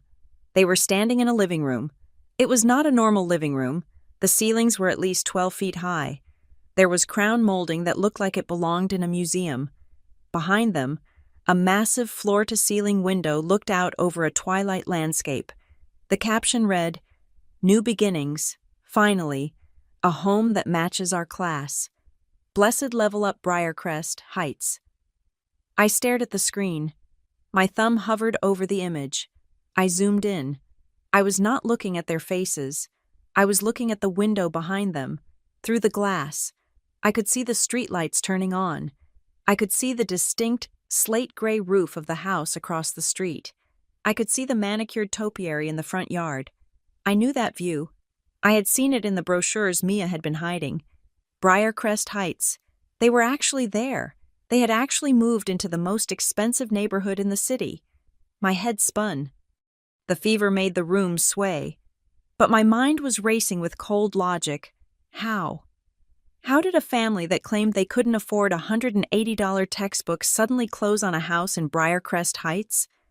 Even if they sold the old house, the equity wouldn't cover the down payment on a place like this. Not with Derek's unemployment and my mother's spending habits. And the timeline. It was too fast. You do not just buy a house like that in 2 weeks. The closing process takes months. The credit checks, the inspections, unless the house was already theirs, or unless they didn't buy it. I looked at the photo again. They looked too comfortable. They didn't look like people who had just moved boxes all day. They looked like people who had walked into a turnkey life. They looked like they had won a prize. "Finally a home that matches our class," I whispered the caption out loud. It made me sick. Literally. I had to put the phone down and breathe through my nose to keep from throwing up. They were drinking champagne in a mansion while I was sleeping on a cot surrounded by strangers, and they felt justified. They felt like they deserved it. I closed the notebook. I couldn't write anymore. The anger was too big for the paper. 2 days later, the fever had broken, leaving me weak but functional. I was at Northbridge Medical Center, finishing a clinical shift. I walked out of the staff entrance, heading toward the employee parking lot, not because I had a car, but because it was the shortcut to the bus stop. The wind was biting. I wrapped my thin coat tighter around me. I was walking past the reserved spots near the main entrance, the spots for the chief of surgery and the board members, when I saw a car I recognized. It was a Lincoln Town car, black, immaculate. A man was standing next to the trunk, placing a folded wheelchair inside. He was wearing a driver's cap and a heavy wool coat. I stopped. I knew him. It was Arthur. He had been my grandfather's driver for as long as I could remember. He was a kind man, quiet, who used to sneak me peppermint candies when I was a little girl riding in the back seat to piano lessons. I hadn't seen him in over a year, not since the digital detox and the silence from Grandpa Walter began. I shouldn't have stopped. I should have kept walking. I was ashamed of my worn-out shoes and my messy hair, but I was desperate for a connection to the man who used to protect me. "Arthur?" I called out. The man turned. His face, weathered and lined, broke into a surprised smile. "Miss Ivy," he exclaimed. He closed the trunk and walked over to me, taking off his glove to shake my hand. "My goodness, I haven't seen you in ages. You look, well, you look like you are working hard, studying hard." "I bet." "Yes," I said, forcing a smile. "Clinical rotations. They are a killer." I bet," he said warmly. "Your grandfather is so proud. He talks about you all the time." My heart skipped a beat. "He does? I haven't been able to reach him lately. Mom said he is traveling. Arthur looked confused. He tilted his head. Traveling? Well, I suppose he goes back and forth to the city. But he has been at the main estate for the last month, recovering from that hip surgery. Hip surgery? I asked. Mom didn't tell me he had surgery. Arthur's expression darkened slightly. Well, maybe they didn't want to worry you during your exams. You know how protective he is. Right, I said. Protective. Arthur looked at me, scanning my face. He seemed to sense that something was off. He lowered his voice, stepping a little closer. And how is the house? He asked. I froze. The house? The townhouse, Arthur said. The one in Briarcrest. Mr. Pierce was so excited about that. I remember driving him down to the title company to sign the papers last February. He said, Arthur, this is for Ivy. She needs a sanctuary. It is a beautiful spot. I hope you are settling in well? The world stopped. The noise of the ambulance sirens in the distance faded away. The townhouse. Last February, Grandpa had bought it. He had signed the papers. Arthur had seen him do it, and my parents were living in it. The photo on social media, the high ceilings, the view. It wasn't a new purchase. It wasn't a miracle investment by Derek. It was my house. My parents had not just kicked me out. They had kicked me out so they could move into the house my grandfather had bought for me. They had intercepted the deed. They had hidden the keys. They had lied to him, and they had lied to me. I felt the blood rush from my head. I swayed, and Arthur reached out to steady me. Miss Ivy, are you all right? I couldn't breathe. The betrayal was so massive, so complete, that it felt like a physical blow. I am fine. Just tired. Arthur, did he say anything else about it? Just that he wanted you to have the keys for your birthday, Arthur said, looking concerned. He gave the package to your mother. He couldn't make it to the party because of the merger meeting in Tokyo, remember? Yes, I whispered. I remember. I remembered the cheap card. I remembered my mother saying he forgot. Arthur, I said, my voice shaking. I need to go. I have a bus to catch. Are you sure? I can give you a ride home, to Briarcrest. No, I said, too quickly. No, I am not staying there right now. I am staying near the hospital, for the rotation. Easier commute. Arthur nodded slowly, though he didn't look convinced. All right. Well, take care. Miss Ivy, and tell your grandfather hello for me next time you speak. I will. I lied. I turned and walked away. I didn't run, because if I ran, I would collapse. I walked to the bus stop. I sat on the bench. I stared at the dirty pavement. They stole my house. It wasn't just gaslighting. It wasn't just financial abuse. It was grand larceny. They had stolen a property worth probably nearly $1 million, and they had left me to rot in a shelter. I needed to talk to Grandpa. I needed to tell him, but I couldn't call him. His number was disconnected or changed. My parents controlled the information flow. If I sent a letter to his house, my mother might intercept it. If I emailed his old address, my father might have hacked it. I needed a back door. I sat on the bus, my mind working furiously. Who did Grandpa trust? Who did he pay? The university. He paid my tuition directly to the Lakewood Institute. That meant he had a contact in the billing department, or maybe the dean's office, a secure line for financial matters. I got off the bus 3 stops early. I walked to the university library. It was open until midnight. I went to the computer lab. I did not log in with my student ID. I used a guest pass. I created a new email address, ivssafe@gmail.com. Then I searched the university directory. I found the email for the bursar, the head of financial aid, and the dean of the nursing program. I drafted a message. I kept it short. I kept it professional. I knew that if I sounded like a hysterical granddaughter, they might ignore it. I needed to sound like a problem that needed solving. Subject: Urgent inquiry regarding Walter Pierce. Ivy Simmons, Tuition Trust. To whom it may concern, this is Ivy Simmons, I am writing to request that you forward an urgent message to the financial sponsor of my tuition, Mr. Walter Pierce. I have reason to believe that the communication channels with his primary residence have been compromised, and he is not receiving my correspondence regarding my academic progress and housing situation. Please forward the following message to his direct business contact. Grandpa, this is Ivy. I am not living in Briarcrest. I never received the keys. I am currently in a shelter. Please contact me at this email address immediately. Do not call the house. Do not call my parents. Thank you for your assistance. I hit send. I sat back in the chair. The fluorescent lights of the library hummed overhead. It was a long shot. The dean might delete it. The bursar might think it was a prank. But it was all I had. I walked back to the shelter. I checked in at the front desk. "You are late," the guard said, tapping his watch. "Curfew was 10 minutes ago." "I am sorry," I said. "I missed the bus." He grunted and buzzed me in. I walked to the dorm. I went to bed 42. I sat down and pulled my knees to my chest. I looked at the picture on my phone one last time. Mia holding the key, my key. My sadness was gone. The grief I had felt for the loss of my family was evaporating, replaced by a cold, hard resolve. They thought I was weak. They thought I was a battery they could drain and discard. They thought that by putting me in a shelter, they had silenced me. But they had made a mistake. They had put me in a place where I had nothing left to lose, and a person with nothing to lose is the most dangerous person in the world.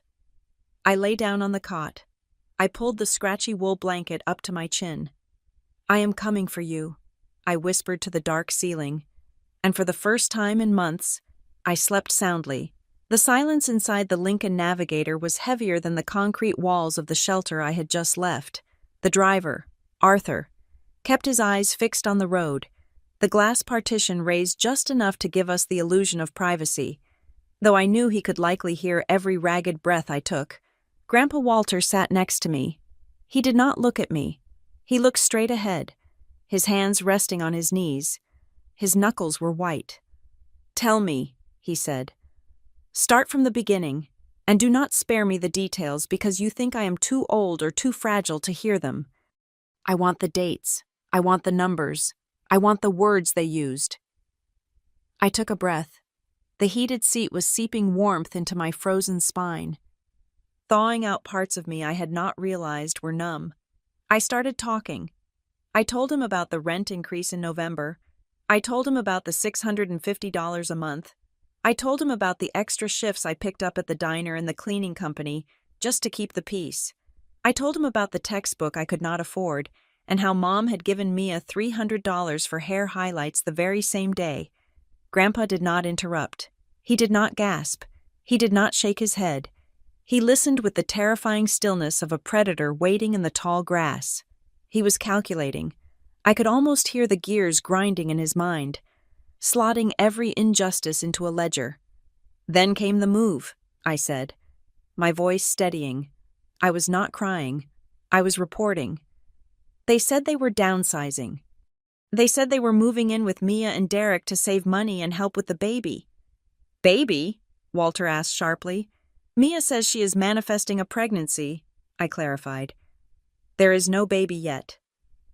A muscle in his jaw twitched. "Go on." "They told me there was no room for me. They said I was 24 and it was time to fly from the nest. They called it tough love. They said if they gave me the address, I would use it as a crutch. They told me to leave the next morning." "And the house?" he asked. "Did they mention where they were going?"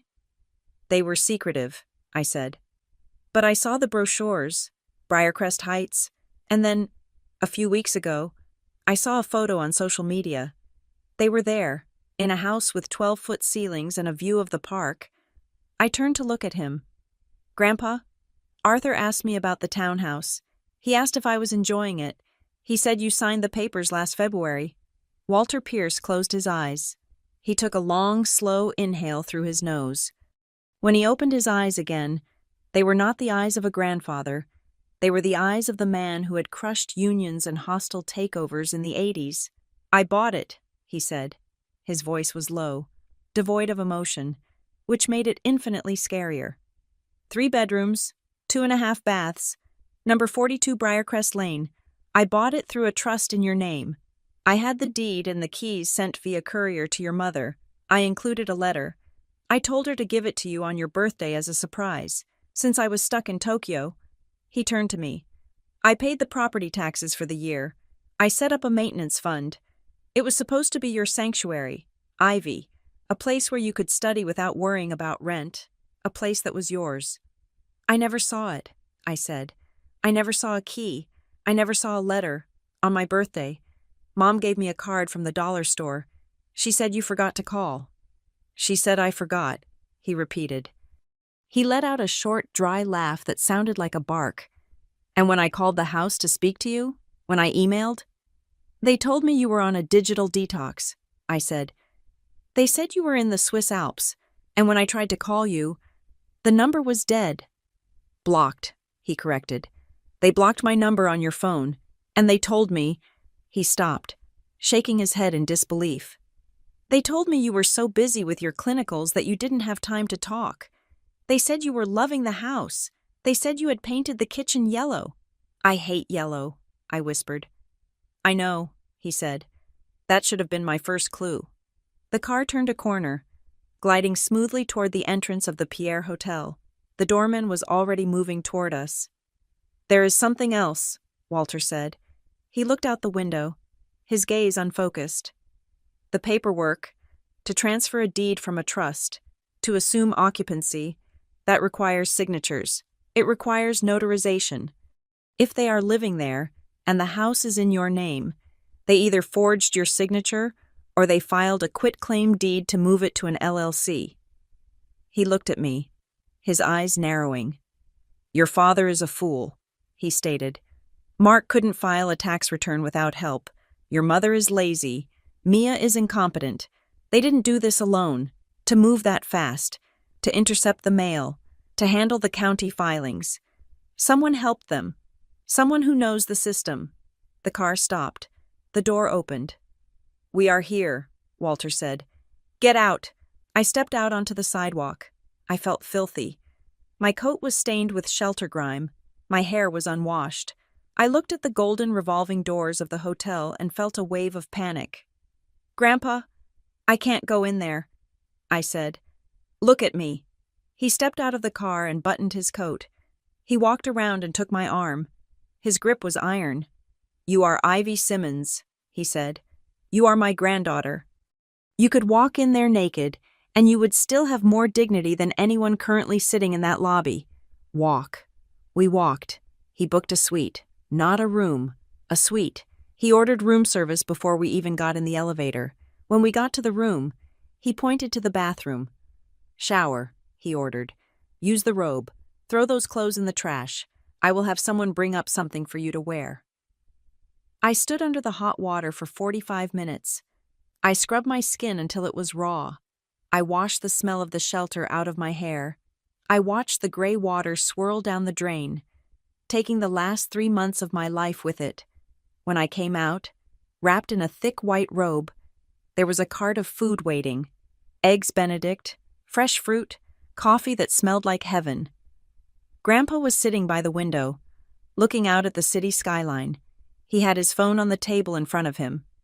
Eat, he said. I ate. I ate like an animal. I didn't care about manners. I shoveled the food into my mouth, the taste of butter and hollandaise sauce making my eyes water. Walter watched me. He waited until I had finished the last bite of toast.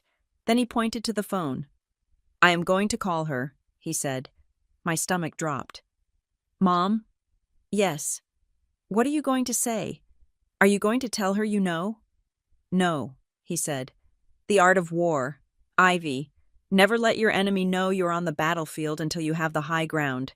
He tapped the screen. He put it on speaker. The ringing sound filled the silent hotel suite. 1 ring, 2 rings. Hello? My mother's voice. It was bright, cheery, the voice she used when she wanted something. Lydia, Walter said.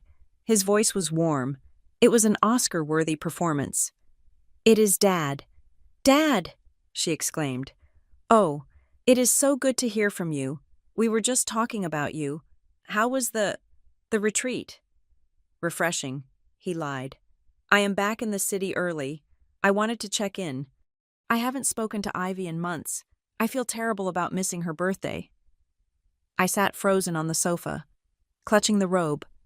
Oh, you know Ivy, Lydia said, her voice dropping to a sympathetic coo. She is such a worker bee. She is deep in her studies. Dad, we hardly see her ourselves. Is she enjoying the townhouse? Walter asked. I held my breath. Oh, she loves it, Lydia said. She really does. It is her little castle. She has it set up just the way she likes. Very minimalist. You know how she is.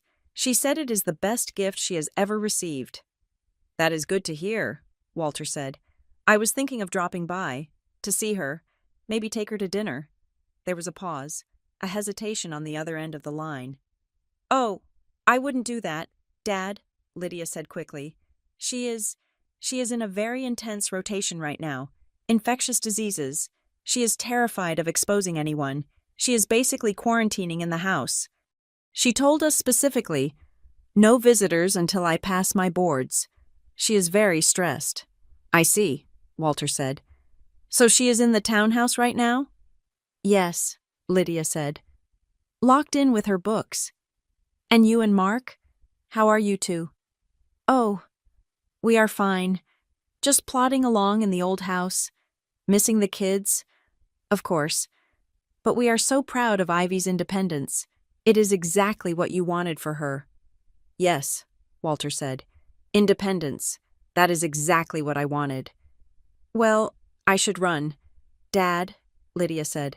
Mia needs me to help her with a project, but I will tell Ivy you called. I am sure she will send an email when she comes up for air. You do that. Lydia, Walter said. Give her my love. I will. Bye, Dad. The line went dead. Walter looked at the phone, then he looked at me. You hear that? He asked softly. She lied, I said. She didn't even stutter. She erased you, Walter said. She put you in a quarantine that doesn't exist to explain why I can't see you. She put you in a house she is sleeping in. She took your voice, your presence, and your gratitude, and she wore them like a costume. He stood up and walked over to where I was sitting. He placed a hand on my head. It was the first time he had touched me since I was a child. I was going to yell, I admitted. I wanted to grab the phone and scream at her. Screaming is for children, Walter said. Screaming alerts the prey. We are not going to scream. Ivy? He walked back to the window and looked out at the city. The sun was setting, casting long shadows across the buildings. Tonight, you sleep. Tomorrow, we go to work. I have already called my personal attorney. He is meeting us here at 9 a.m. We are going to pull the filings from the county clerk. We are going to see exactly whose name is on that deed and who witnessed the signature. And then? I asked. Do we kick them out? Walter turned back to me. A cold, hard smile played on his lips. It was not a nice smile. Kick them out? He shook his head. No, that is too easy. If we kick them out, they play the victim. They cry to the neighbors. They claim it was a misunderstanding. He tapped his finger against the glass of the window. We are going to let them throw a party, he said. I know your mother. She won't be able to resist showing off that house. She will want to host a housewarming, a gala. She will want to invite the entire neighborhood to show them that the Simmons family has arrived. She is planning it, I said, remembering the conversation. They were talking about a grand reveal. Good, Walter said. We will let them plan it. We will let them spend every dime they have on catering and decorations. We will let them invite every important person they know. And then? And then, Walter said, we will attend. He looked at me, and for the first time, I saw the grandfather I remembered, the man who had taught me how to play chess, the man who taught me that you never take a pawn when you can take the queen. You don't have to beg for your house back, Ivy, he said. You are going to walk in the front door, and you are going to watch the floor drop out from under them. We are going to trap them, I whispered. No, Walter corrected. We are going to evict them, publicly, legally, and permanently. He picked up the room service menu and tossed it onto the bed next to me. Order dessert, he said. You are going to need your strength. The suite at the Pierre had been transformed from a place of rest into a war room. The breakfast cart was gone, replaced by a long mahogany table covered in files, laptops, and legal pads. The air smelled of expensive coffee and toner ink. My grandfather, Walter Pierce, sat at the head of the table. He was not wearing the comfortable robe anymore. He was dressed in a charcoal suit, crisp and intimidating, looking every inch the tycoon who had built a logistics empire from a single warehouse. Across from him sat Elias Sterling, his personal attorney. Sterling was a man who looked like he was carved out of granite, with silver hair and spectacles that seemed to magnify the terrifying intelligence in his eyes. I sat between them, my hands wrapped around a warm mug of tea, feeling small but strangely powerful. For the first time in my life, I was not the one being scrutinized. I was the one holding the magnifying glass. Let us begin with the property title, Sterling said. His voice was dry and precise, like the rustling of paper. He slid a document toward me. This is the original deed transfer from your grandfather's trust to you, dated February 14th of last year, properly filed, legally binding. I looked at the paper. It was real. Ivy Simmons. The letters were black and stark against the white page. I owned a house. I had owned a house while I was scrubbing toilets. And this, Sterling said, sliding a second document on top of the first, is the quitclaim deed filed 3 months later. I looked at the new document. It was a transfer of ownership. It stated that Ivy Simmons was voluntarily transferring the property, for the sum of $10, to an entity called Vance Simmons Lifestyle LLC. Who is Vance and Simmons Lifestyle LLC? I asked, though I already knew the answer. Sterling tapped a few keys on his laptop and turned the screen toward me. Registered agents. Derek Vance and Mia Simmons. Purpose of business. Real estate management and boutique retail. They started a company, I said, my voice flat. They started a company just to steal my house. Look at the signature, Walter said. He did not point. He just nodded at the bottom of the quitclaim deed. I looked. Above the line labeled grantor, there was a scrawl. Ivy Simmons. It looked like my signature. It had the same loop on the Y and the same sharp slant on the S. But it was not mine. The pressure was wrong. It was too shaky, too deliberate. It looked like someone had practiced my signature 100 times and then tried to replicate it from memory. That is not me, I said. I never signed that. We know, Sterling said. We have already had a forensic handwriting analyst look at a digital copy. He is 99% certain it is a forgery. The pen lifts are unnatural. It is a drawing of a signature, not a signature itself. But how did they get it notarized? I asked. You have to show ID. You have to stand there in front of the person. Sterling pulled out another sheet of paper. It was a profile of a man named Marcus Gables. Mr. Gables is a notary public who operates out of a strip mall 3 towns over, Sterling explained. We ran a background check. He has a history of being flexible. He has been flagged twice for improper record keeping. My guess is that Derek or your father paid him a few $100s to look the other way. Or perhaps your sister used your old student ID. You look enough alike that a lazy notary wouldn't question it. It gets worse, Walter said. His voice was low, vibrating with suppressed rage. Show her the mortgage. Sterling produced a thick stack of papers. Once the property was in the LLC's name, they didn't just sit on it, they leveraged it. They took out a home equity line of credit against the townhouse. $300,000, I gasped. 300,000? They claimed it was for business expansion, Sterling said. Mia has been posting online about opening a high-end curated boutique. She calls it the Gilded Lily. She has been buying clothes, I said, remembering the shopping bags, the shoes, the endless packages arriving at the old house. She hasn't opened a store. She is just shopping. Precisely, Sterling said. We traced the disbursements from the loan. There is no lease for a storefront. There is no inventory purchase order. The money went to luxury car dealerships, high-end furniture stores, and a travel agency. They are eating the house, Ivy. They are stripping the equity to fund their lifestyle. I felt sick.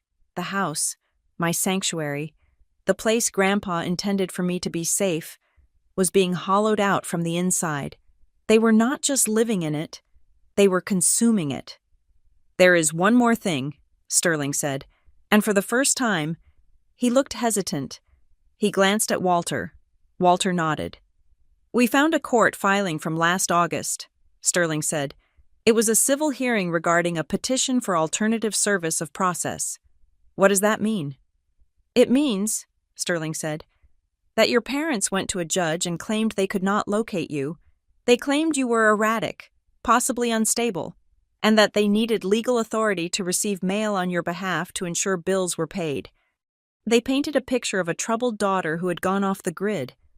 My mouth fell open. I was living in their house. I was sleeping in their den. "Exactly," Walter said. "They committed perjury. They lied to a judge to get a court order diverting your official mail, tax notices, deed transfers, bank statements, to a post office box they controlled. That is why you never saw anything. They built a legal wall around you using lies." I stood up. I couldn't sit anymore. I walked to the window and looked out at the city. My hands were shaking, not from fear, but from a cold, hard realization. "They planned this," I said. "This wasn't an impulse. They didn't just see a letter and decide to hide it. They went to court. They created an LLC. They found a dirty notary. This was a conspiracy." "Yes," Walter said. "It was a heist, and the victim was their own daughter." "And here is the urgent part," Sterling interjected. He tapped his computer screen again. "I have an alert set up for the property address. 20 minutes ago, a coming soon listing was drafted on the multiple listing service." I spun around. "What?" "They are selling it," Sterling said. "Or they are trying to. The listing is set to go live on Friday. Stunning modern townhouse, fully renovated, motivated sellers. They are trying to flip it." "Why?" I asked. "They just moved in." "Because they are greedy," Walter said. "And because Derek probably looked at the numbers and realized they burned through the loan cash too fast. Or maybe they sensed the walls closing in. If they sell that house to a bona fide purchaser, an innocent family who buys it in good faith, it becomes very difficult to get the property back. We would have to sue for the money, and by then, the money will be gone." "If I had stayed in the shelter one more week," I whispered, "it would have been gone." "Yes," Walter said. "We caught them at the edge of the cliff." "So what do we do?" I asked. "Do we call the police?" "Not yet," Walter said. "The police are a blunt instrument. This is a white-collar crime. It requires a scalpel." He looked at Sterling. "File the injunction." Sterling nodded. "I have a lis pendens ready to be filed with the county clerk. It is a notice of pendency of action. The moment I file this, the property is frozen. No title company will insure a sale. No bank will issue a mortgage. They cannot sell it. They cannot refinance it. They cannot even give it away. It puts a giant red flag on the title that says, 'This property is under dispute.' File it," Walter ordered, "but do not serve them the papers yet. Let the system catch it. Let them find out when their realtor calls them in a panic because the listing was rejected." "Done," Sterling said. He hit a button on his laptop. "It is filed." Walter turned to me. "Now, Ivy, we need your part." "My part?" "Sterling and I can prove the fraud," Walter said. "But to destroy their narrative, the story that they are the loving parents and you are the ungrateful, unstable child, we need to prove the abuse. We need to prove the financial coercion." "I have the notebook," I said. "I started writing it down." "Good," Walter said. "But we need more. We need witnesses." I thought of the shelter. I thought of the woman who had told me to write it down. "Tara," I said. "Tara Wynn. She is a counselor at Harbor Light. She saw me when I came in. She knows I was working. She helped me document the dates." "Call her," Walter said. "Get her on the record. And I want you to go through your bank statements for the last 3 years. Every withdrawal, every contribution. Find the patterns. Did they ask for money on the same day Mia bought a purse? Did they hike the rent the same week Derek invested in a new scheme? We are going to build a timeline so detailed that when we walk into court, the judge won't just see a family dispute. He will see a systematic extraction of wealth. I spent the next 4 hours sitting at the mahogany table with a highlighter and a stack of printed bank statements. Sterling helped me request the archives. It was grueling. Seeing the numbers in black and white made my stomach turn. November 3rd. Withdrawal $650. November 3rd. Mia's social media archive. Spa day with the hubs. Self-care. December 1st. Withdrawal $650. December 2nd. Derek's social media archive. New gaming rig setup. Beast mode. It went on and on. Thousands of dollars. Money I had bled for. Money I had sacrificed sleep and food for. It had all gone directly into their vanity. I called Tara Wynne. When she heard my voice, she sounded relieved. "Ivy," she said, "you checked out. I was worried. Are you safe?" "I am safe," I said. "I am with my grandfather. Tara, I need your help. I need a statement about the condition I was in when I arrived, about what I told you." "You have it," Tara said without hesitation. "I kept your file, Ivy. I noted the malnutrition. I noted the exhaustion. And I noted that you refused to apply for welfare because you said you had a job. I will testify to whatever you need. Those people. They shouldn't get away with treating a dog the way they treated you." By 6 p.m, the table was covered in evidence. We had the forged deed. We had the fraudulent court order. We had the mortgage documents showing the waste of funds. We had the timeline of financial abuse.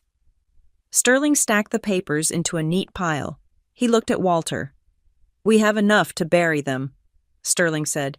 "We could have the sheriff there by midnight." "No," Walter said. He stood up and walked to the minibar, pouring himself a glass of water.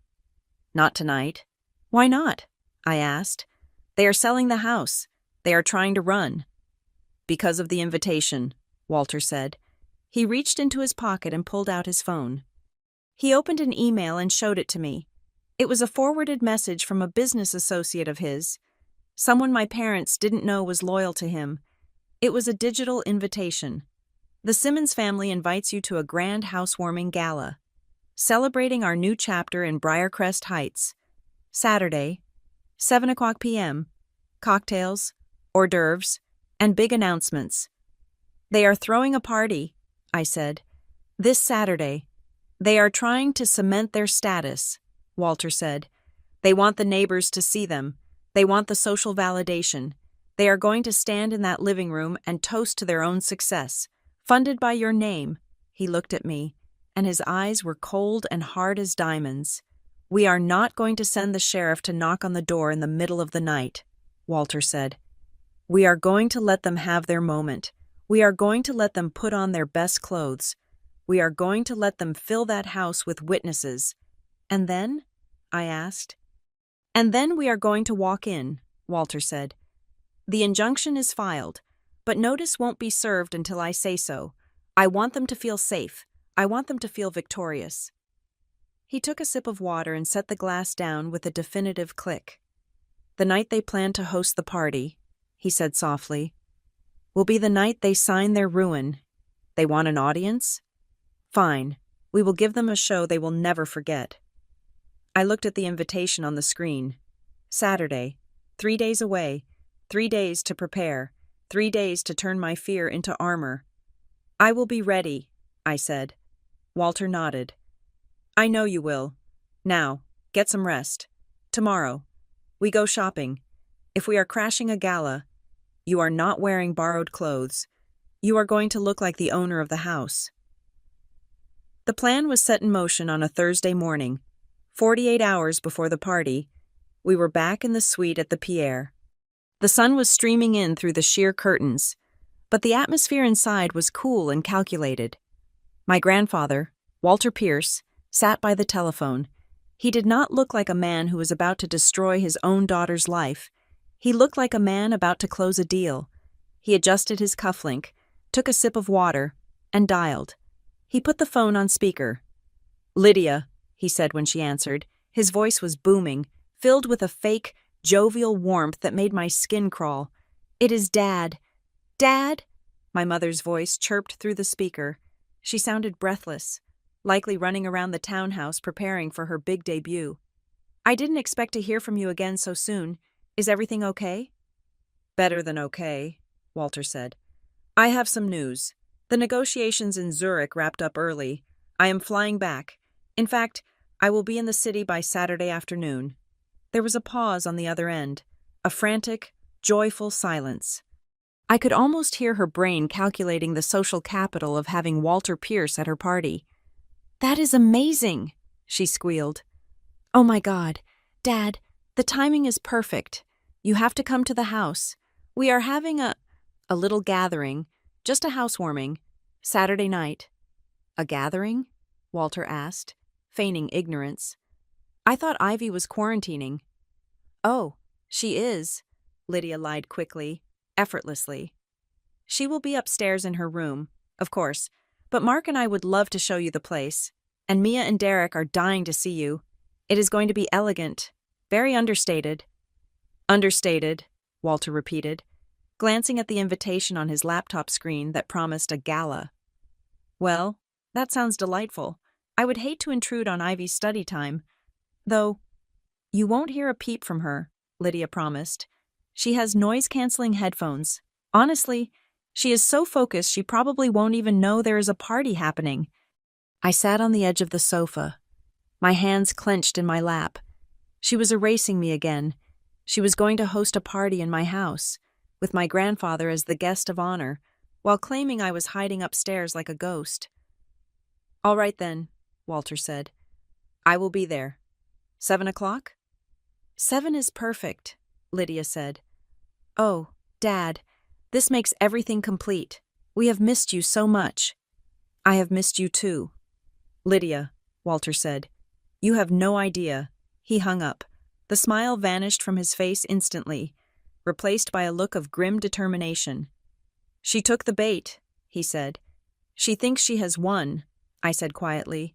"She thinks she has you and the house." "She has neither," Walter said. He turned to Elias Sterling, the attorney who had been silently taking notes in the corner. "Is the team ready?" "Ready," Sterling said. "I have 2 process servers hired for the evening. They will be dressed in formal wear to blend in with the guests. I have also arranged for a deputy from the Sheriff's Civil Enforcement Unit to be on standby in an unmarked car down the street. We do not want flashing lights unless it becomes necessary." "Good," Walter said. "I want this to be surgical. No drama until we create the drama." The next 2 days were a blur of preparation. It felt less like getting ready for a party and more like preparing for a military operation. Walter took me shopping. We went to a boutique on Fifth Avenue where there were no price tags on the clothes. I stood on a podium while a seamstress pinned a dress around me. It was black, simple, structured, and terrifyingly expensive. It was not a dress for a girl who lived in a shelter. It was a dress for a woman who owned the building.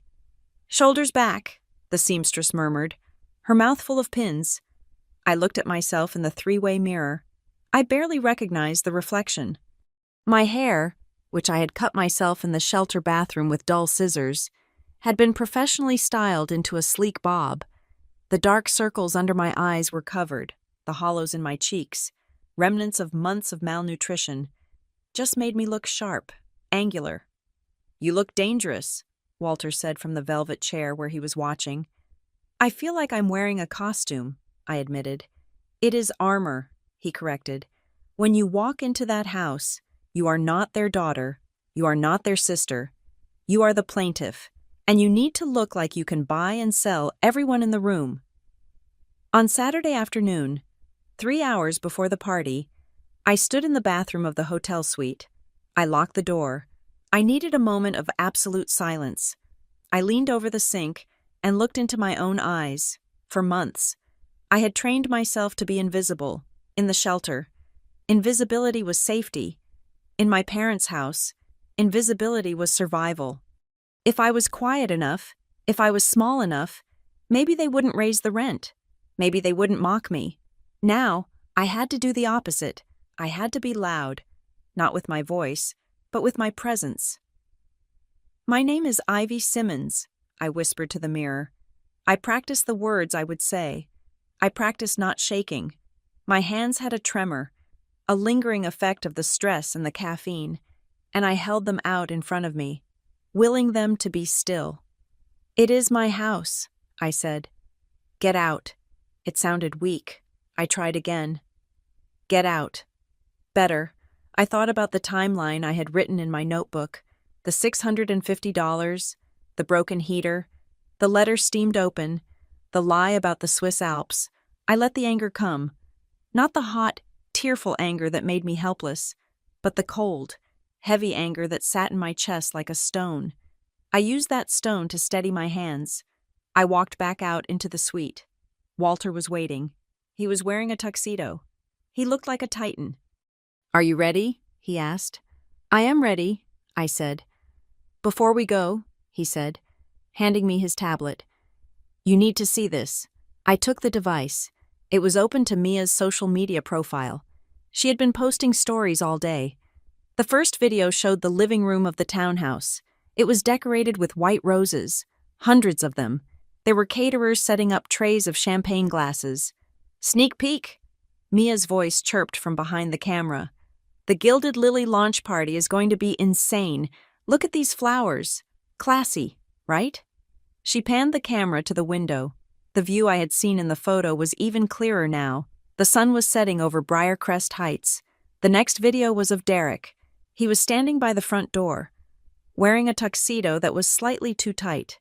He was holding a glass of scotch. "Just doing a final perimeter check," Derek said, grinning at the camera. "Got the new security system online. Biometric locks. Nobody gets in unless invited. We run a tight ship here. Exclusive access only." I felt a jolt of shock. "Biometric locks?" "He changed the hardware," Walter noted. "He drilled into the door of a house he doesn't own to install a fingerprint scanner. He said nobody gets in unless invited," I said. "He thinks he is safe." "He is confessing," Walter said. "Look at his face. That is the face of a man who knows he is an imposter. People who actually own their homes don't brag about the locks on Instagram.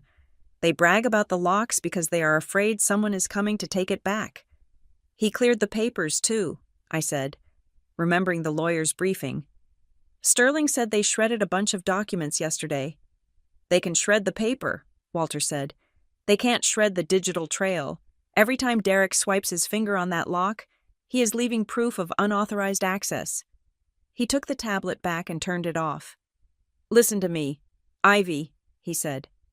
He took a step closer, forcing me to look him in the eye. "Tonight is going to be loud. There will be people there, friends of your parents, people you know. They are going to look at you like you are crazy. Your mother is going to cry. She is going to play the victim. Your father is going to try to intimidate you." "I know," I said. "And I'm going to shout," Walter said. "I am going to raise my voice, and it is going to be frightening. You have seen me shout before. You saw me outside the shelter." I nodded. The memory was still fresh. The humiliation of him screaming at me on the sidewalk. "When I shout tonight," he said, his voice dropping to a fierce whisper, "do not flinch. Do not be afraid, because I am not shouting at you. I am not shouting at my granddaughter." He placed a hand on my shoulder. "I am shouting at the rot," he said. "I am shouting at the theft. I am shouting at the fact that they looked at you, their own flesh and blood, and saw a resource to be stripped. I am going to burn their little fantasy to the ground with my voice, Ivy, and I need you to stand there and watch it burn without blinking. Can you do that?"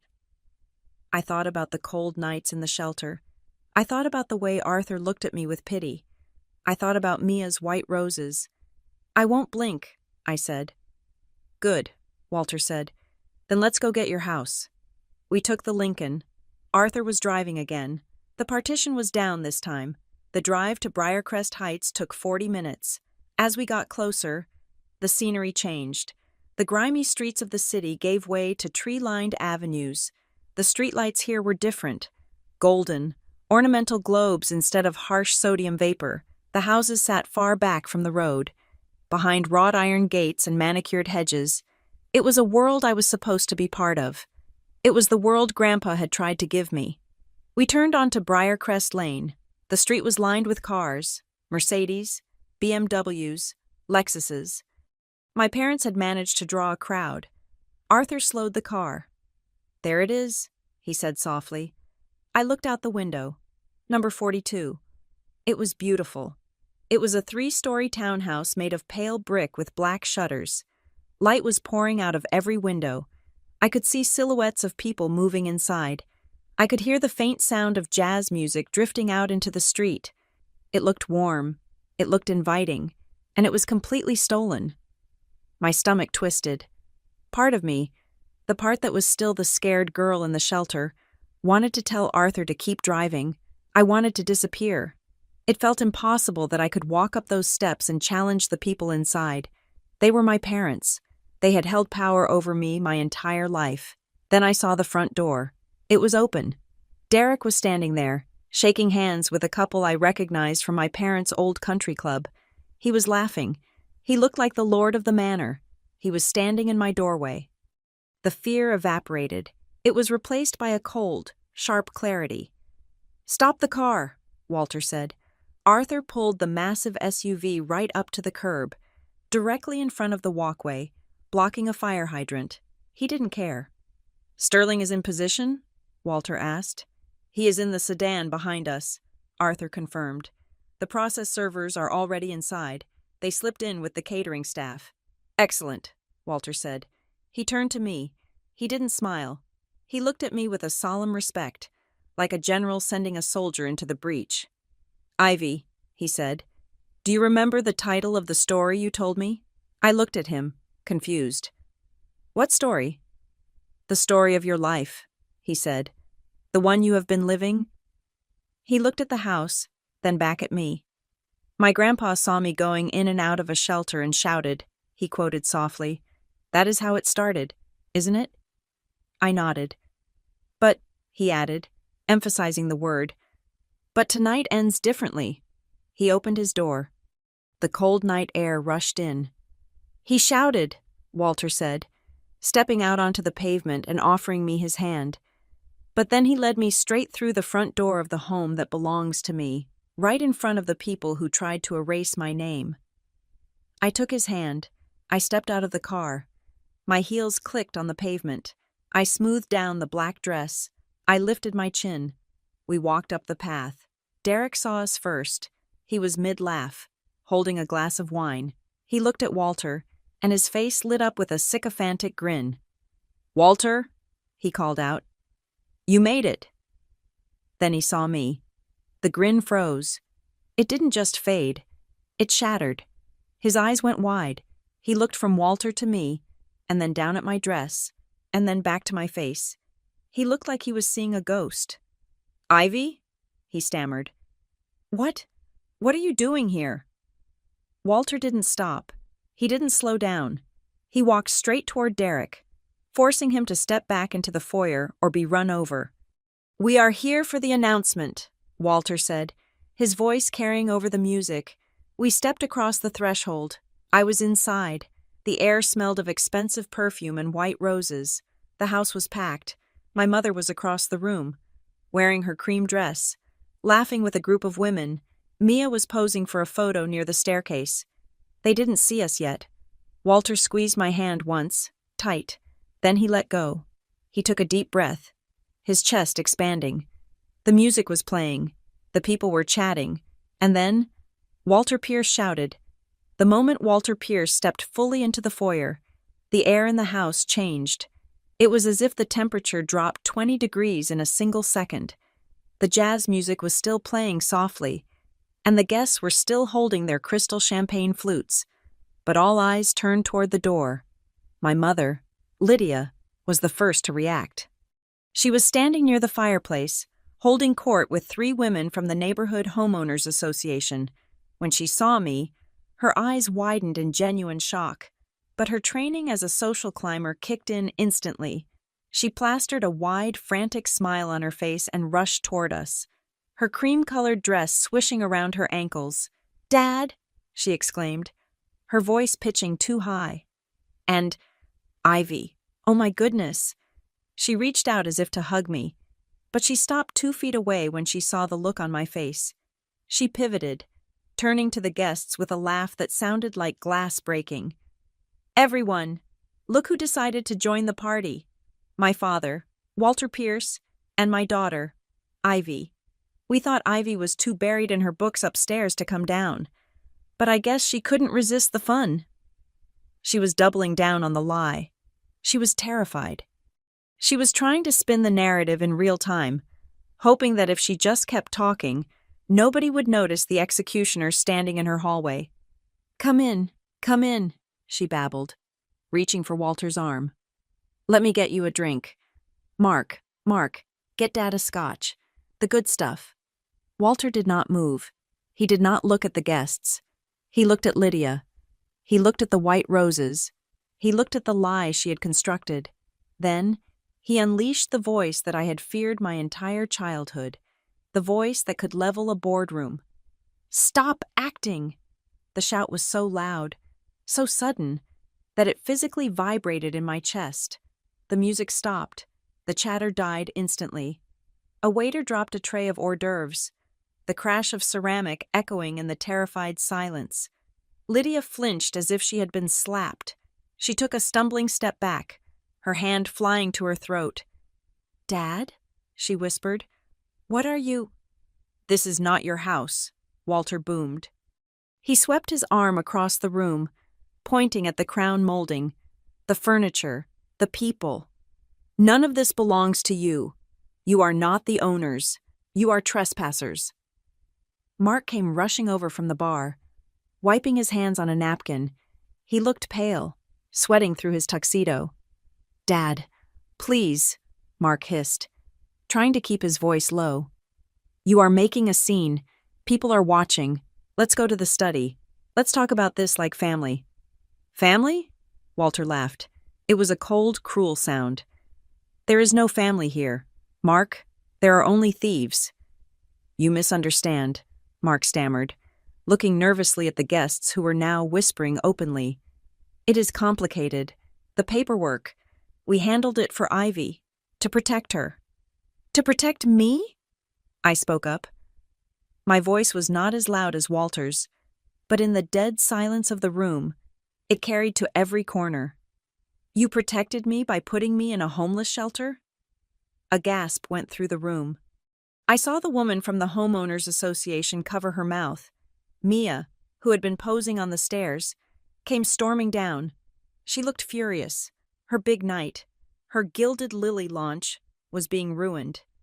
"Oh my God, stop it!" Mia shrieked. "You are being so dramatic. Ivy, nobody put you in a shelter. You chose to leave. You are 24 years old. Stop playing the victim just because you are jealous that we made something of this place and you couldn't." Walter did not even look at Mia. He reached into his jacket pocket and pulled out a thick envelope. He walked over to the antique side table in the center of the room, the one holding a massive vase of white roses, and shoved the vase aside. It wobbled dangerously. He slammed the envelope down on the table. "Elias," Walter said, Elias Sterling, the attorney, stepped out from the shadows of the entryway. He looked like the Grim Reaper in a bespoke suit. He walked to the table and opened the envelope. He pulled out the documents we had gathered. "Ladies and gentlemen," Sterling said. His voice was dry, professional, and devastating. "If you are currently enjoying the hospitality of the Simmons family, you should know that you are standing on stolen property." He held up the first document. "This is the deed to 42 Briarcrest Lane," Sterling announced.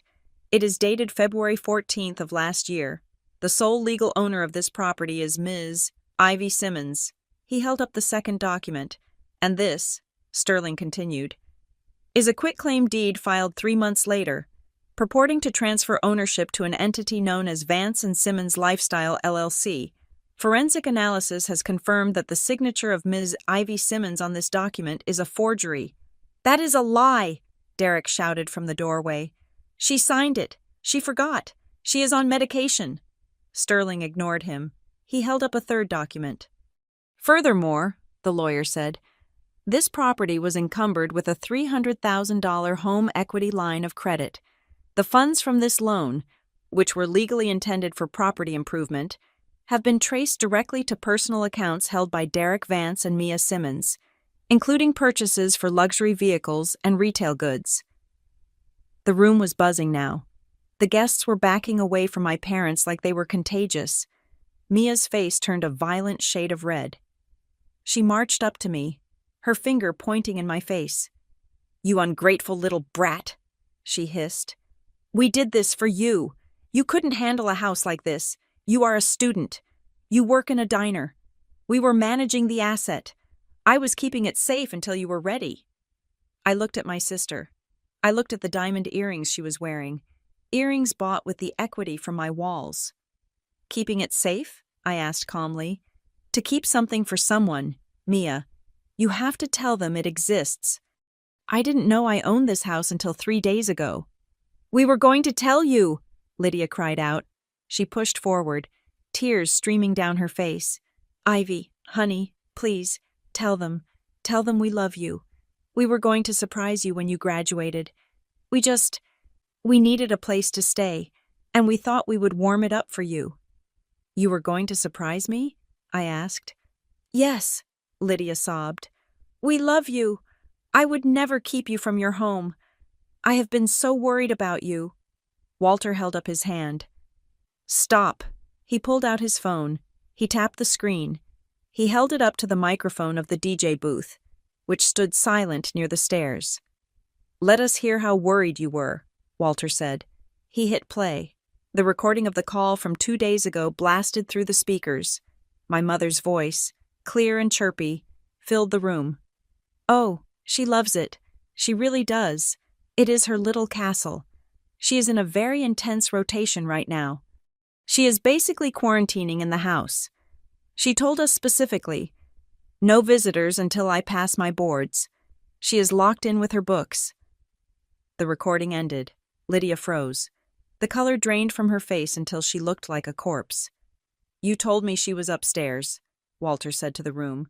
You told me she was happy. At the exact moment you said those words, Ivy was sleeping on a cot in a shelter because you changed the locks and refused to give her the address. He turned to the crowd. My granddaughter has been homeless for 4 months, Walter said, his voice shaking with controlled rage. While these people lived in her house, spent her credit, and threw parties in her name, the judgment in the room was absolute. I saw people setting down their glasses and walking toward the door. Nobody wanted to be associated with this. Derek saw the tide turning. He looked at the door, then at the expensive sound system near the wall. Panic flickered in his eyes. This is a misunderstanding, Derek stammered. We have squatters' rights. We have established residency. You can't just kick us out. Sterling stepped forward again. He pulled a sheaf of papers from his briefcase. Actually, Mr. Vance, Sterling said, because the residency was established through fraud and forgery, you have no rights, and because the value of the theft exceeds $100,000. This is no longer a civil matter. He motioned to the door. 2 men in suits, the process servers, stepped forward. Behind them, I saw the uniform of a sheriff's deputy. Mark Simmons, Lydia Simmons, Mia Simmons, Derek Vance, the deputy said. I am serving you with an immediate order to vacate. You have 30 minutes to collect essential personal items and leave the premises. Furthermore, you are all named as subjects in an active investigation regarding real estate fraud and identity theft. The word investigation broke them. The facade of the perfect family didn't just crack. It exploded. I didn't sign anything, Mia screamed. She turned on Derek. It was his idea. He said he knew a notary. He said Ivy would never find out because she is too stupid to check public records. Me? Derek yelled, his voice cracking. You are the one who wanted the boutique. You are the one who needed the loan for your image. I just tried to make it happen. Mark, Lydia wailed, grabbing my father's lapels. Do something! Fix this! My father, the man who had lectured me about independence and tough love, looked small. He looked defeated. He slumped onto the sofa, my sofa, and put his head in his hands. It is over, Lyd, he muttered. They have the paper trail. I am not going to jail, Mia shrieked. She looked wildly around the room, then ran toward the dining table. She grabbed a silver candelabra. This is mine. I bought this. Actually, Sterling said coolly, that was purchased with the credit line attached to the house. It stays. I hate you, Mia screamed at me. She threw the candelabra on the floor. It clattered loudly. You ruin everything. You always have. You selfish, jealous little witch. I stood there, in my black dress, and watched her tantrum. It didn't hurt me. It didn't scare me. It just looked pathetic. I am not selfish, Mia, I said quietly. I am just the landlord, and your lease is up. The deputy stepped forward. Ma'am, you need to step outside, now. It took 20 minutes to clear the house. The guests fled. The caterers packed up their trays in awkward silence. My family, my parents, my sister, and her husband were escorted out the front door carrying armfuls of clothes thrown hastily into garbage bags. The irony was not lost on me. They were leaving exactly the way I had left, only they had deserved it. Lydia tried one last time. She stopped at the door, mascara running down her face. She looked at Walter. Dad, she sobbed. Please, where are we supposed to go? We sold the old house. We have no money. Walter stood next to me. He looked at his daughter with a sadness that was deep and final. You have legs, Walter said. You have your health. You have your independence. But the will, she cried. The trust. I updated my estate plan this morning, Walter said. Everything I own, every stock, every property, every cent, is now in a blind trust for Ivy. You are disinherited, all of you. He leaned in closer. And, he added, Sterling has filed a restraining order. If any of you contact Ivy, if you come near this house, if you try to beg her for money, the trust will automatically fund a relentless legal prosecution against you. Do you understand? Lydia looked at me. She looked for the daughter who used to clean her kitchen and pay her bills. She didn't find her. Goodbye, Mother, I said. She sobbed, a raw, ugly sound, and walked out into the night. The door closed. The silence that followed was heavy. But it wasn't oppressive. It was clean. I looked around the room. The white roses were still there. The champagne glasses were half full on the tables, but the energy was different. The poison was gone. Walter let out a long breath. He seemed to age 10 years in a moment. He walked over to the sofa and sat down heavily. Are you okay? I asked, walking over to him. No, he admitted. No father is okay after doing that. He looked up at me. His eyes were watery. I shouted, he said softly. I made a spectacle. I hate spectacles. You had to, I said. I shouted, he repeated. Not because I was angry at the world, but because I needed to make enough noise to pull you out of the darkness they put you in. I needed to break the spell. He reached into his pocket. He pulled out a small velvet pouch. He opened it. Inside was a single brass key. It wasn't the biometric scanner Derek had installed. It was the original key to the back door. The one lock they hadn't changed because they were too lazy. This is yours, Walter said. It always was. I took the key. It was cold and heavy in my hand. Thank you, Grandpa, I whispered. Don't thank me, he said. Just live well. That is the only revenge that matters. He stood up. Sterling and I are going back to the hotel. We have more paperwork to file in the morning. You stay here, or come with us. It is up to you. I will stay, I said. Are you sure? I looked at the empty room. It was big. It was silent, but it was mine. I am sure. He kissed me on the forehead. He walked out with Sterling. I walked to the front door. I looked out. The street was empty. The Lincoln was pulling away. My parents were gone. I took hold of the heavy door handle. I pulled it shut. The latch clicked, a solid mechanical sound. I locked it. I leaned my back against the door and slid down until I was sitting on the floor of my foyer. I wasn't crying. I wasn't shaking. I took a deep breath. The air smelled of roses and victory. For the first time in my life, I was alone because I chose to be. And I was home. Epilogue. 6 months later, I walked across the stage at the Lakewood Institute of Health. The cap and gown felt light compared to the backpack I used to carry. When they called my name, Ivy Simmons, Bachelor of Science in Nursing, magna cum laude, I didn't look for my parents in the crowd. I looked for the white-haired man in the front row, holding a bouquet of wildflowers. Grandpa waved. I waved back. I didn't move into the townhouse immediately. I sold it. I couldn't live in a place that Mia had tainted with her greed. I took the money and bought a smaller place, a real place, near the hospital. I took a job in the ER. I liked the pace. I liked the truth of it. And every month, on the 1st, I wrote a check. Not to my parents. I sent $2,000 to the Harbor Light Student Haven. I attached a note. For scholarships. For the ones who are treading water. I saw Tara Wynn a few weeks ago. She told me they had used the money to replace the mattresses. She told me a girl in bed 42 had asked who the donor was. I told her it was someone who made it out. Tara said, I still have the notebook. I keep it in a safe. Sometimes, when I feel guilty. Because the guilt still tries to creep in. Telling me I was too harsh. That family is family. I take it out. I read the numbers.